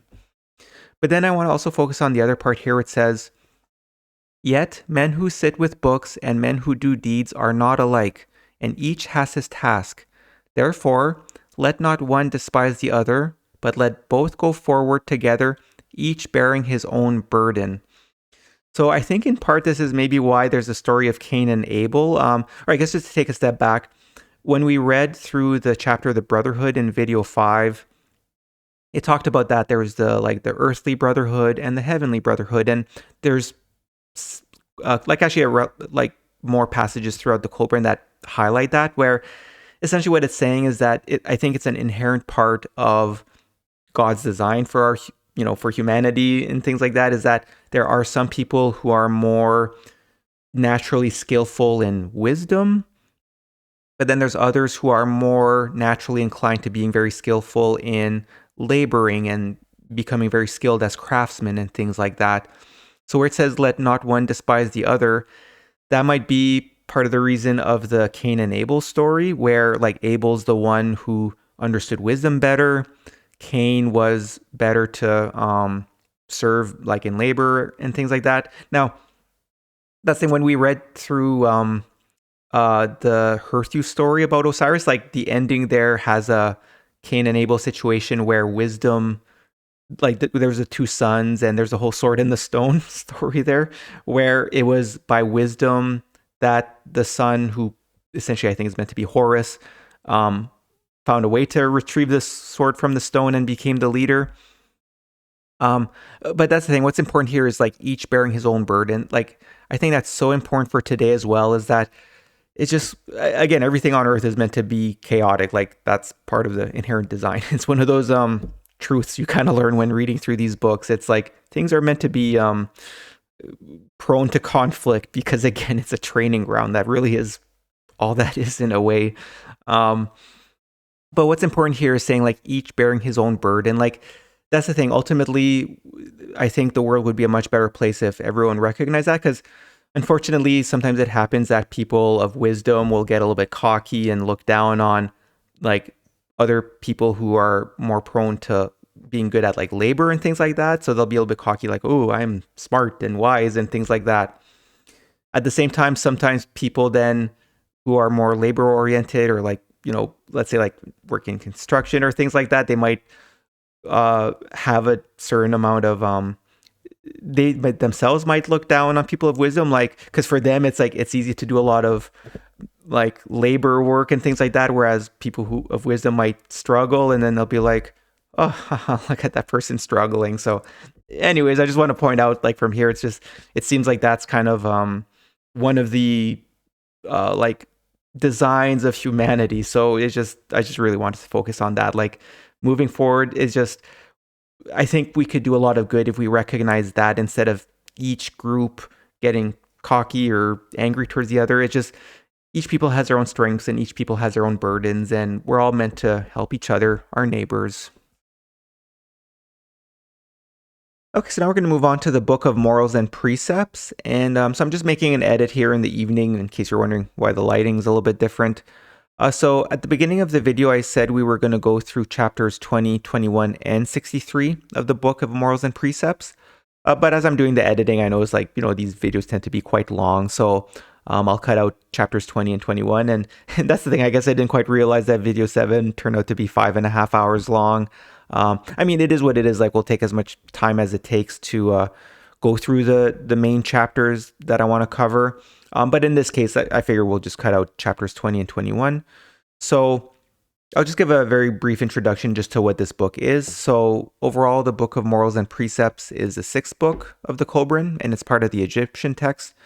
Its contents are essentially wisdom on how we should live our lives on earth. And based on the passages, it seems as though only those who successfully accomplished the twice-born ritual were able to write the contents of this book. So overall, it's perhaps the most practical book within the Kolbrin to help us live our lives in the way taught by the ancient enlightened ones. And so yeah, it's 63 chapters. It's the book with the most chapters. A lot of them are relatively short, where it's about various topics, where video 20 is called Wisdom. So it's passages about wisdom. Chapter 21 is courage. And so yeah, there's a lot of really good chapters on all sorts of topics, like joy and sorrow, adversity, envy, and things like that. And the first few chapters are absolutely phenomenal. Like, there's chapters about the true nature of God and the meaning of life and things like that. So we'll go over those chapters in video 20 to 22. But before moving on to what I recorded for chapter 63, which is called Close, like it's essentially a letter written by those who maintain these writings, I just wanted to mention that, one thing to keep in mind about this book is that, like, the wisdom within it is quite ancient, presumably over 3,000 years old. And so the thing is, a lot of the wisdom and the passages apply as much today as they did 3,000 years ago. But now some of the passages might seem a little bit old-fashioned compared to life today, and I think that's okay. So what I was going to say is that my advice for when reading through some of these chapters is that, especially those that talk about like how you should live your life, it's that the wisdom is really good, but the situation in life and society has changed quite a bit. So my advice would be to, when you read those, keep in mind that, put yourself in the shoes of what life must have been like, potentially over 3,000 years ago in ancient Egypt. So for those that might seem a little bit old-fashioned, try to extract what the wisdom is from it. And I think it's okay to then reinterpret it a little bit in terms of how it should be applied today. So yeah, that's my advice. And just as a note, there's actually another practical book where, like, the Book of Wisdom in the Kolbrin. That one's a little bit newer. It's still quite ancient, but it was written by Jesus, as I discussed a few times. So that's the thing. Like, I would put a lot of priority on the Book of Wisdom in terms of how you should live your life. But there's a lot of really good stuff where even Jesus makes a notion about, like, that the truth in the more ancient books are, it's always going to be the truth. Like, what's the truth in ancient times will be the truth today and will be the truth in the future. But it's okay to to interpret it a little bit differently because, like I said, life and society has changed quite a bit. So I'll just leave it at that. That's my advice. And so even though we won't be going through those chapters today, feel free to read through them in your own copy of the Kolbrin or in the appendix in the report that I have linked in the description. So now we'll move on to what I recorded for chapter 63. Okay, so now we're going to go through chapter 63 of the Book of Morals and Precepts, which is called Close. So essentially, this is the last chapter of the Book of Morals and Precepts. And essentially, this last chapter is a personal letter by the person or the people who assembled and maintained the many chapters of this Book of Morals and Precepts, filled with wisdom. And, I find it quite incredible when reflecting that this is from a very ancient and divinely inspired human. Because as we'll see from the letter, it's kind of purposely written for future generations. And as we'll read through this chapter, it also indicates that the truth has been hidden on purpose for a long time, since the keepers of this knowledge thought it would be dangerous in the hands of the powerful who ruled during as they say, the days of the wrongdoer. So I guess just I have a note here, let's all make an effort to use the wisdom contained within the text of the Kolbrin to create a better world for ourselves, but also for our neighbors and for future generations. Because, both of these, part of Jesus' message is to love thy neighbor, which is very important. But another part too is, I think we would be well served if we, as a society, put more thought in terms of making the world a better place for future generations. In the same way that we'll see reflected in this letter that, all these prophets and twice-born and in-line ones, that's the thing, you could really tell that they were focused on trying to make the world a better place for future generations. Because there's often references to to our unborn friends and things like that. So we'll just read through the passages here where it says, starting at passage 1, evil times have befallen the wise and upright. Truth shows her light no more, and deceit walks the land, garbed in gay raiment and with a bold front. These times of evil and these days of affliction were foreshadowed by a decline in the goodness of men, by the lust for pleasure among the people, and a seeking after things which brought forgetfulness, in carelessness of craftsmanship, in indecision of thought, in disdain for wisdom, and in disregard for the welfare of the land. Men think only of earthly things, and, therefore, earth becomes a region ruled by wickedness and corruption. Yet this I say unto you, the mockers of the wise and the scorners of wisdom shall tomorrow be forgotten, and the wisdom they deride shall have its day when they are dust, and their names forgotten.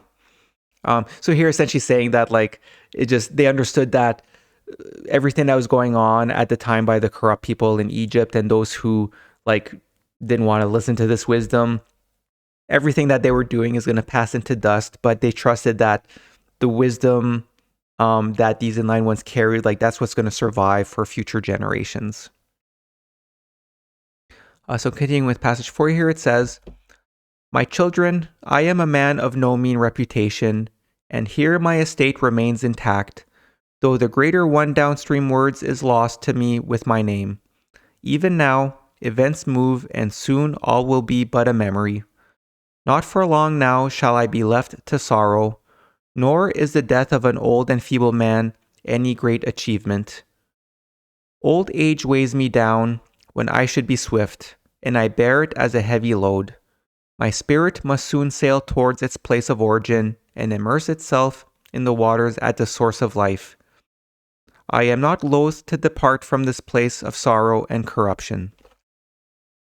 Therefore, my children, hear me diligently in the recounting of the wise sayings and secret knowledge of our forefathers.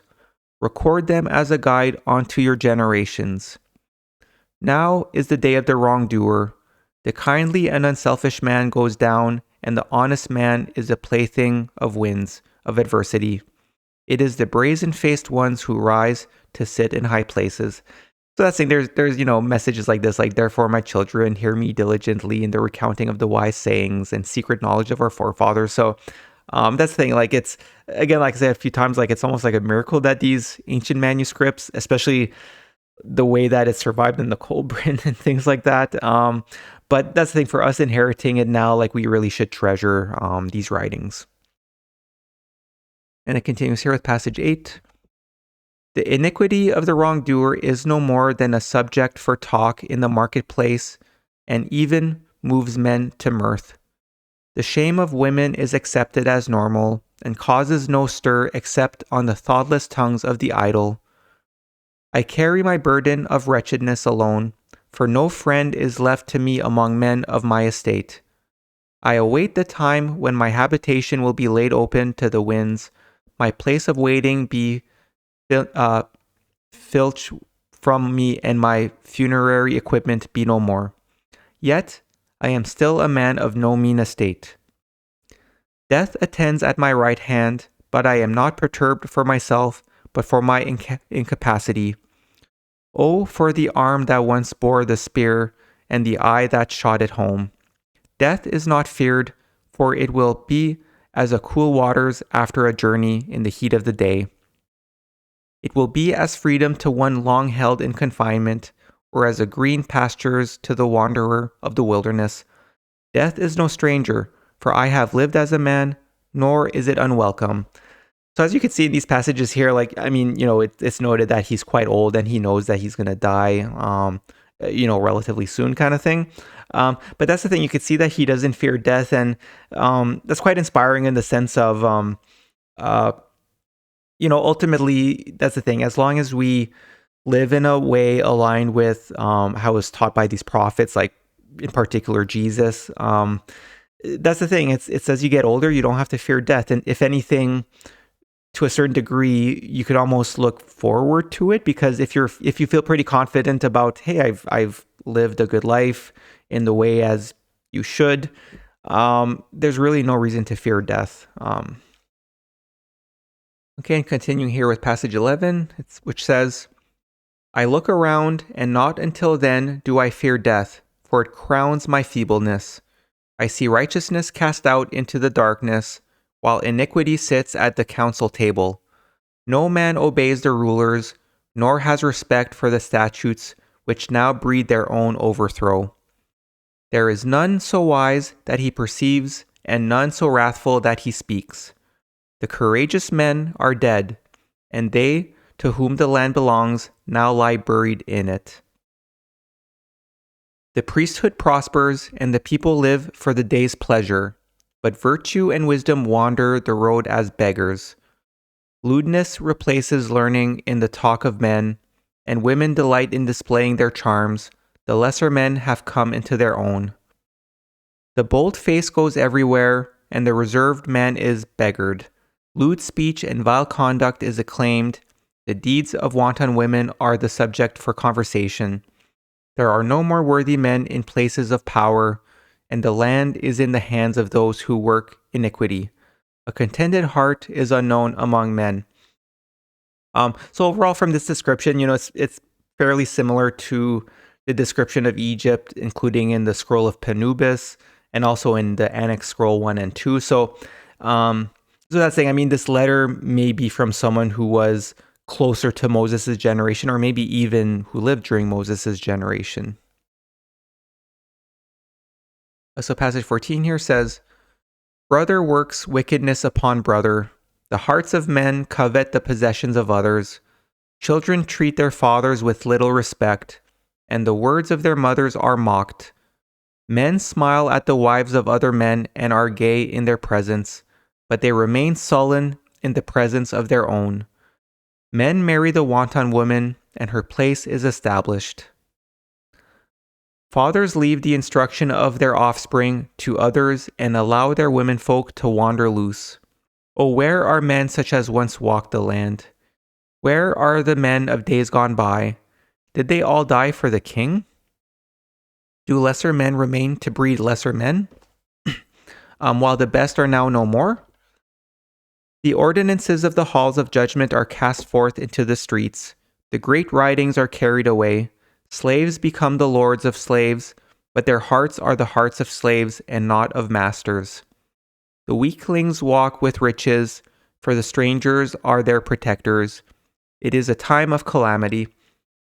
So, one thing to keep in mind when reading these is it would suggest that there were periods in Egypt where people were acting, not as this, right? Like it really does seem as though there were periods in ancient Egypt, and these may be the periods where we see as like where it prospered was when people were living in better ways. And just one thing I want to note here. So, I mean, talking about like slaves and things like that, like again, maybe that'll be a conversation for a later video. But I just want to point out in terms of like this was much more ancient times. I think here when it talks about like, slaves and masters, it's not meant like today when we think about that, like it's obviously wrong. Like there should be no slaves at all. Like that is a thing of the past that has no place in today's world. But I think that the way to look at it is that because these were very ancient times and it's not like everyone had like houses and things like today, it's not to say that like all people who were masters of slaves were good people. It's that I think that the idea, and this is similar, I think I spoke about it when talking about how in the Fabled Garden story, Datum had 2 wives. And actually, yeah, in the story of Maya and Leela, I think it even mentioned there was a passage where sometimes, like, again, like it is in the book, and I guess it would have been accepted by the prophets of the time. But like where, yeah, in the story of Maya and Leela, I think that there was a part that said how sometimes like the best men might have like their first wife and then like a concubine.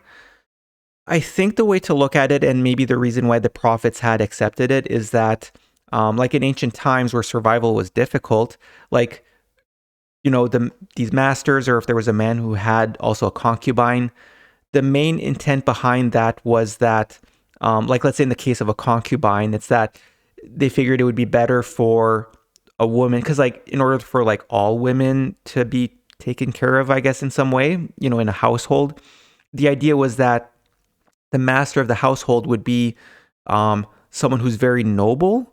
And so that's the thing. It's not quite as how like slavery happened in later generations and in terms of like, in America and things like that. It was the idea was that the masters of the household would be like very good, noble men. And so when they would treat, like in terms of if they had slaves, it's like the slaves had, they got to stay in a nice home and they were treated well. And essentially it was almost like they were laborers working for the master of the household who may have had like owned the fields and things like that. So again, like I said, it's just, we should never ever go back to slaves or things like that. Like that's a thing of the past. But in terms of when it appears here in the Kolbrin, in the more ancient writings, like I said, in both in terms of when husbands were allowed to have concubines, and here where it says like talks about masters and slaves, that was like contingent on the master of the household being good and noble and treating these other people very well, and that they received like the fruits of their labor and they were taught and all those things, right? So, but that's the thing, we'll talk about it later, because that's the thing, like there is in a lot of ways, the ways of these prophets has progressed over time, because there's actually a passage where there's like amendments to the laws, and it says that like concubines are no longer accepted, right? So at the same time, you actually get to see in the text of the Kolbrin where like, yes, there's this ancient knowledge. There may have been a time and place for it, because like it does seem as though it was accepted by these prophets, but in later generations, and as humanity evolved, and things like having households was maybe a little bit easier in some ways, we'll see that there are some amendments even in the Kolbrin where it says like, okay, concubines are no longer allowed, like every man should only have one wife and things like that. Okay, and the chapter continues here with passage 17. A man runs to save his own life while his brother is slain. The grain is gathered by the powerful and willy, and not by he who sows. The vulgar man gains a high-born lady to wife, while a noble man raises up a singing woman. The products of craftsmen are faulty, for none takes pride in his craft. Bribery and corruption are the guiding lights of men. Women cannot conceive, for their wickedness makes barren the womb. Men say, 'Where is God?' But God has withdrawn because of their wickedness. The false gods flourish and wax fat on promises." And this part here where like women cannot conceive for their wickedness makes barren the woman. Again, I'm probably not the best to comment on that. Like I don't think it necessarily means in terms of like I don't think we're supposed to necessarily seek like a greater spiritual magic kind of thing. Maybe that's just due to the lack of medical knowledge at the time. So passage 19 here where it says, "Where once the voices of joy were heard, now there is lamentation. Men curse their fathers because of their birth. Maidens array themselves in gaudy ornaments and are no longer modest. Widows and unmarried women open their doors, and strangers are permitted to enter. It is a time of woe. They who once walked in white linen are now in rags, and he who never wove is now the master of weavers and the possessor of fine garments. Would that the seed of men might perish in the womb, for they who come forth are no longer worthy. Thus it was written by one before my time, and thus it is again. As the wheel spun before, let it spin again." So I underlined that because it seems to be just one of those things in our humanity where just humanity goes up and down, up and down, up and down, and every time it's like, and we'll see it. We'll talk in later videos, but that's the thing. It seems to be a natural trend where when things are tough, humanity is more willing to work together, which is good, because they realize that, hey, like we're in a dire situation, things could, we should work together. So then they work together. But then when times are good, people become more self-centered, and then things degrade, and then catastrophe hits. So yeah, it's a saying that even Jesus says in his books, like, as the wheel spun before, let it spin again.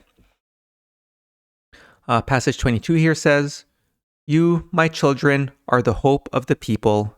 Therefore, give your hearts to learning, for in the whole land once united, there is naught else worth possessing." So this is talking about like us, like you, my children, like people in the future. And then passage 23 here, "Peruse diligently these writings and let them be the measure of your heart. Keep them beside you or carry them to a place of quietude, that they may be better contemplated in solitude. It will be an unworthy deed to make alterations in the record of these things. To falsify that which is written is a wrong against your children and against truth. The writings will give you pleasure, though that is not their intent, and they will bring tranquility to your heart and teach you the ways of men. If they cause you uneasiness of conscience, then they are not without achievement." So part of that is, well, maybe first passage 24 here, like that's the thing, it's fairly clear in other passages in the Kolbrin, and even Jesus comments on that, where people have a tendency of writing things for their own convenience, is the way that Jesus says it. So again, you got to keep in mind that this was a time where like writing things, like they didn't have printing presses or things like that. It took a lot of time and effort. So the idea was that it's kind of a bit of a warning that if you take the writings that were diligently written by like genuine prophets and you make alterations because, this seems like a bit too harsh or difficult, I'll write something, more convenient, I guess. Then that's where it says like, to falsify that which is written is a wrong against your children and against truth. Because essentially it's like, you're only screwing over people in later generations if you essentially erase or alter the text that was written by the wise prophets. In passage 25 here, where it says like, if these writings cause you uneasiness of conscience, then they are not without achievement. Because again, I mean, like we're born in ignorance and we live our lives, and sometimes the truth hurts and it makes us look at ourselves. Like, again, I guess a good way to look at it is in the fabled garden story, when Adam and Mava go to the tree of wisdom, it showed them how they were living and how they should have been living, and for that they were ashamed. So in a similar way, these writings are meant to be where it's like, this is how I should be living, but that's not how I'm living. So in a way, you're supposed to feel ashamed. So then it gives you that motivation to change your ways for the better. And then passage 26 here says, The water flows away, time speeds by on feet of swiftness, and the unlearned things are uncountable as the sands that blow in from the wilderness. Therefore, be like the goose that extracts the sustenance from mud, and devote yourself to the welfare of your soul. Though the spiritual understanding of man is limited and his moral nature weak, nevertheless, he fails to utilize fully the attributes he does possess. Man does not make sufficient effort to rise as high as he could. He does not reach out to the boundaries of his limitation. He approaches but a little way towards the goodness he could attain, but did he but extend himself. So it's kind of encouraging us, like, and again, when reading through the chapters about the meaning of life, it's just, you're supposed to continuously reach out to become better and better, and it's supposed to be difficult, right? But again, that's the entire point of life. It's you live in a way to store as much benefit in your soul by overcoming sorrow and adversity, so that on the other side, your soul will be shining bright and will be capable of or be worthy of living in the light side of heaven. So now with passage 27. Therefore, give heed to these writings, for they are offered for your benefit. They are not things recorded carelessly or without reason. They will enlighten the ignorant and give all men assurance that they may steer a steady course through life. Fill your bellies with them as with cool waters. Store them up as a prudent man stores corn against a time of famine. As the value of corn is enhanced in times of famine, so is it that the times of trial and tribulations, these instructions will be more honored. Man mixes the mud and straw and lays the bricks one on the other, but it is the will of God which gives them firmness and holds the structure to its form. Give ear to these instructions, and your condition in life will be like unto those who have gone before. Make yourself learned in the written rolls, and everything you do and say will be profitable. So there's other passages in the Kolbrin which essentially say, like, inscribe this wisdom on the tablets of your heart, and it'll serve you well in all situations on earth, but also then on when we die and on the other side. So here, passage 30. Every word written shall pass correct, as a thing which can never perish in the fertile lands. The wisdom shall beautify the commands which are given by nobles and princes. Let they who understand become craftsmen in speech, and having learned fine speech, pass on to others their knowledge, that the writings may be received with respect. The heart that is well immersed in wisdom rejoices when this is proven a bringer of peace and prosperity. If within your heart you say, "Why need I these instructions? For all these things I know," does he who has recovered from a sickness need a physician? Or he who has crossed the river a boat? So that's the thing. The idea is that, like, it's good to learn the wisdom, even though it might not seem like you need it in the moment. It's the same way, like, you need a physician when you're not sick. It's good to store it up, and then when you find yourself in a situation where the wisdom can help you out, then you'll have it available instead of being lost. So passage 32 here says, "Yet to you I say, be not hasty of speech, for to know is not enough. These things are not given to be just known, but to be lived. Know them you may, but do you also live them? Let this written wisdom be the straight edge to show how much you deviate from the true. Use it to align yourself, to eliminate the crookedness." Not the least purpose of these writings is to reveal your weaknesses, to remind you that your body is but dust, and to stimulate your spirit with the joyous knowledge of the glories awaiting your awakened soul.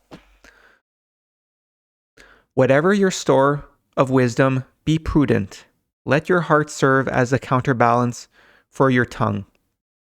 Let your lips speak true, and your eye see only that which is right for it to see. Ensure that both your ears hear the same thing. Avoid all men who mock and will not incline their ears. Disregard the fool who will not listen, for he will effect nothing. He will mock the man of knowledge as a man without understanding. Wisdom and prudence he considers to be defects. He smothers his soul and then proclaims that the lifeless thing does not exist. He spends his days on earth, but he is already as one dead, for life to him is worthless. Men avoid him because of his manner and because of the many troubles which beset him. So, I mean, here, that's the thing, like, essentially, like, someone who's like a fool and ignores the wisdom of our soul will essentially convince themselves that, like, oh, our souls don't exist. It's, so here it's saying, like, he spends his days on earth, but he is already as one dead. Because, again, the idea is that, like, the true life is on the sphere of heaven. This life on earth is only temporary. So, like, those who ignore their soul and live a foolish or mean life and self-centered and things like that, like, it's just, you're not going to have a good time on the other side. So here, passage 36, it says, "When you are hoary-headed and men hold you in respect, instruct your children in these things, even as you have been instructed. Every man has the duty to pass on the knowledge he has acquired undiminished, to tell what he has learned to his children, that they in turn may hand it on to their children." So here again, especially in more ancient times when, not everyone had like personal books in all of their households like we can have today, it was very important to pass the knowledge down from generation to generation. Like, that was seen as part of a human's duty. And in passage 37 here, "Suppress no word in the writings, nor add anything to them. Set not one thing in the place of another, and instruct in accordance with that which is prescribed. These are things long handed down by word of mouth in the inner sanctuaries of wisdom."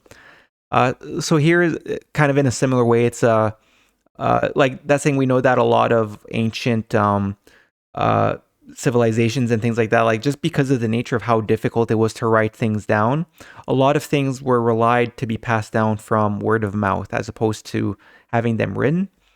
And as we went through in one of the videos about Osiris, where it talked about like the 4 great arcs, like, that's the thing to consider, is that in ancient times there was only 4 sets of these writings, right? So even though those were kept secretive, like, essentially, there would be, instead of whipping out the books every time to teach everyone, it would be like, the twice born prophets, especially the leader, would like probably have access to the writings, but instead of always taking them out, where every time you take them out you could put their writings at risk, that's where, like, even when they had those writings hidden in their inner temples, they probably spent a lot of time teaching people through like the word of mouth. And then passage 38 here, "All men seek the truth among the temples, but only the great God knows who has found it. He who knows within his heart that all things here written are good and beneficial, but who fails to practice them, is like a man who lights a lamp and then closes his eyes. Let these things not have been written in vain, nor the effort, which has not been small, been wasted." So, I mean, here's a good analogy where actually that's saying in Jesus's writings, he actually talks a lot about that, where it's important, like, it's one thing to learn from the writings, but you really need to put them into action. And like it says here, like, if like, they who in their heart take in the things that are written and see that they understand that they're good and beneficial, but who fails to practice them is like a man who lights a lamp and then closes his eyes, right? It's like, oh, I have the truth, but you're not going in the right direction anyways. So like I said, Jesus talks a lot about that. But the other part I want to highlight here is the last sentence of passage 38 here, where it says, "Let these things not have been written in vain, nor the effort, which has not been small, been wasted." That's kind of a way of saying that, like, these inline ones and these twice born, they spent a lot of time and effort and even put themselves in danger to help preserve these writings. So again, I mean, I keep repeating, but like, in some miraculous way, these writings, which maybe contain the essence of like what was written so long ago by some of the best human beings who ever walked the earth, we should really do the best we can to like really treasure and maintain these writings. So we're coming to near the end here. So passage 39 says, "Here ends the book its beginning to its end, as it was found in writing, inscribed to endure. Keep it with you always, not just for times of joy and light, but also for times of distress and darkness. Though the moon and many stars are always shining, when the sun sets, it is night. Done into writing and a faithful transcription by a dutiful pupil of a beloved master, whose name, being unknown to men, shall endure forever in the great halls of the ever-glorious one. Not all is as the master wrote, nor are they all his writings, though attributed to his inspiration by those who sat at his feet, and following the same path, sought to glorify him. So, like, that's saying these are the ending parts of the letter, essentially saying, like, what was just written was transcribed and essentially rewritten. So, that's the thing. Again, like, putting yourself in the understanding of very ancient times, it's just, that's the thing. There were times where, like, here it says, like, not all is as the master wrote, nor are they all his writings, though attributed to his inspiration by those who sat at his feet. That's the thing. It would happen from generation to generation sometimes where, and again, maybe we'll talk more about that like later. I keep saying that we'll talk about. There's just so many things to talk about, I guess. But that's the thing. It's just, we need to be cognizant of that, where it's kind of unfortunate, but it really seems like it was a cycle where, and I guess maybe for me, I feel a little bit personally like related to this in the sense that, like all of a sudden, like there's other people who know about the Kolbrin, but I don't think anyone else has like deciphered everything that I've deciphered, in particular, like I said, the hidden books from Jesus and all those things. So in a way, I kind of feel in a similar way to maybe people in the past, and maybe it's just one of those things that happened. Because again, like if his generation was actually like over 12,000 years ago, what's happened to like me and us today, where it's like, oh, here are these ancient writings and things like that, like, and then it's kind of about like doing our best to maintain them or to interpret them. It seems like this might have happened over other generations where, because that's the thing, I mean, like we know the nature of like diseases and things like that. It very well could be a combination of maybe there were times where there was like a twice-born prophet who understood these things directly, or is one of the ones who like wrote these things, but then maybe their successors either had their own difficulties in interpreting it, or the temple caught on fire, or they died, and it was like later priest who opened up a chest and like, you know, wiped off the dust and like, oh, this is what this is, kind of in the same way that I'm like, this is what this is. So anyways, it's important to keep that in mind. But what's important, and I guess what I'm trying to get at here, is that for us inheriting these, like, we need to do our best to preserve it. But like I said earlier in the video, like, especially for some of the laws for the common people, and I'm only saying this because when you read through Jesus's books, and Jesus is the ultimate authority on this ancient wisdom, he does speak about that, where like sometimes the wisdom needs to be reinterpreted for the times, because like humanity's progresses over the ages, the situation changes, the truth is the same, but how the truth applies to the people of the time, that can change. But now ultimately, and that's saying, like, I kind of hope that someday in the future we'll find like in a jungle in the Amazon or something like that, like one of the great arcs, and maybe we'll be able to get, I mean, it would be a whole ordeal to like translate it from whatever language it would be in. But, you know, that potential future aside, we really need to focus on like, hey, like these writings, this is how they survived. Whether or not the Hope Trust still has the original material somewhere or not, like I don't know. But for those of us who are now like inheriting these, like especially in our digital age, like we really need to do the best that we can to not alter these texts. Now, that doesn't mean that, and that's saying, I mean, anyways, like things are so different now with digital writing and things like that. But like even in my report, that's the thing, I do mention that in my report, where, you know, I'm doing my best in terms of the interpretation. All of the passages in the appendices are as they are in the Kolbrin here, because it's not up to me or anyone else to alter them. But in terms of like, it's okay to try and interpret them. So that's kind of what I did. I did my best in terms of, interpreting them. But at the same time, I'm very cognizant, like, hey, I'm only one person. I may be wrong on certain things. Ultimately it's a community effort to try and do what we can with these writings. So yeah, going back to just the last few passages here. So passage 41 says, "For he journeyed in sorrow towards the sunsetting, not knowing whether his seed took root or was cast on barren ground, who, because of his words, was cast out from his estates and left believing himself deserted by God and man."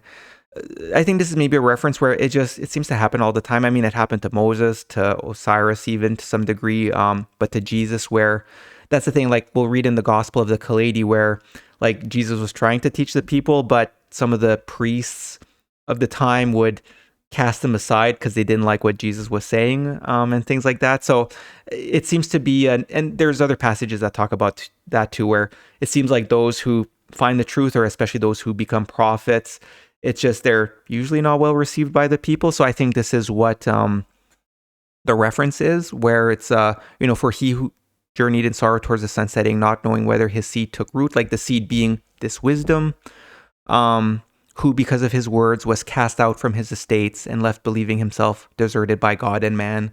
But thankfully, whoever this unknown prophet was persevered, and it appears that some of the wisdom has survived for thousands of years, although probably written a little bit differently, but somehow I think the essence of what was once written has survived. And here's the last passage, 42, which says, "All men sow, but few live to see the harvest or the strange fruit it brings forth." So kind of related to that, where it's just like these prophets write down the wisdom.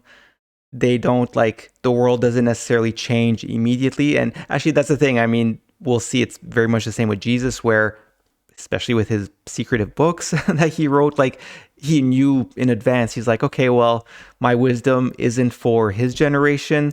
And there's even a passage where I think I showed it in video 1, where in his book of wisdom, he acknowledges that. He says it's almost like he's throwing an arrow into the future, hoping it catches hold. And then from that wisdom, that's where it will have an impact. So yeah, like all men sow, but few live to see the harvest or the strange fruit it brings forth. So yeah, that's the end of the chapter here. And yeah, this is the last chapter I wanted to go through this video, but I just have a note here where, because that's, like I said before reading this chapter, a lot of the focus is on like Moses and things like that, but ultimately there was long generations of twice-born prophets and the enlightened ones who worked diligently to preserve this wisdom. So that's saying we should also be inspired by the keepers of this knowledge who labored diligently, they made sacrifices, and they endured periods of strife over many generations. And again, that is putting it lightly. Also that this divine wisdom could be protected for future generations.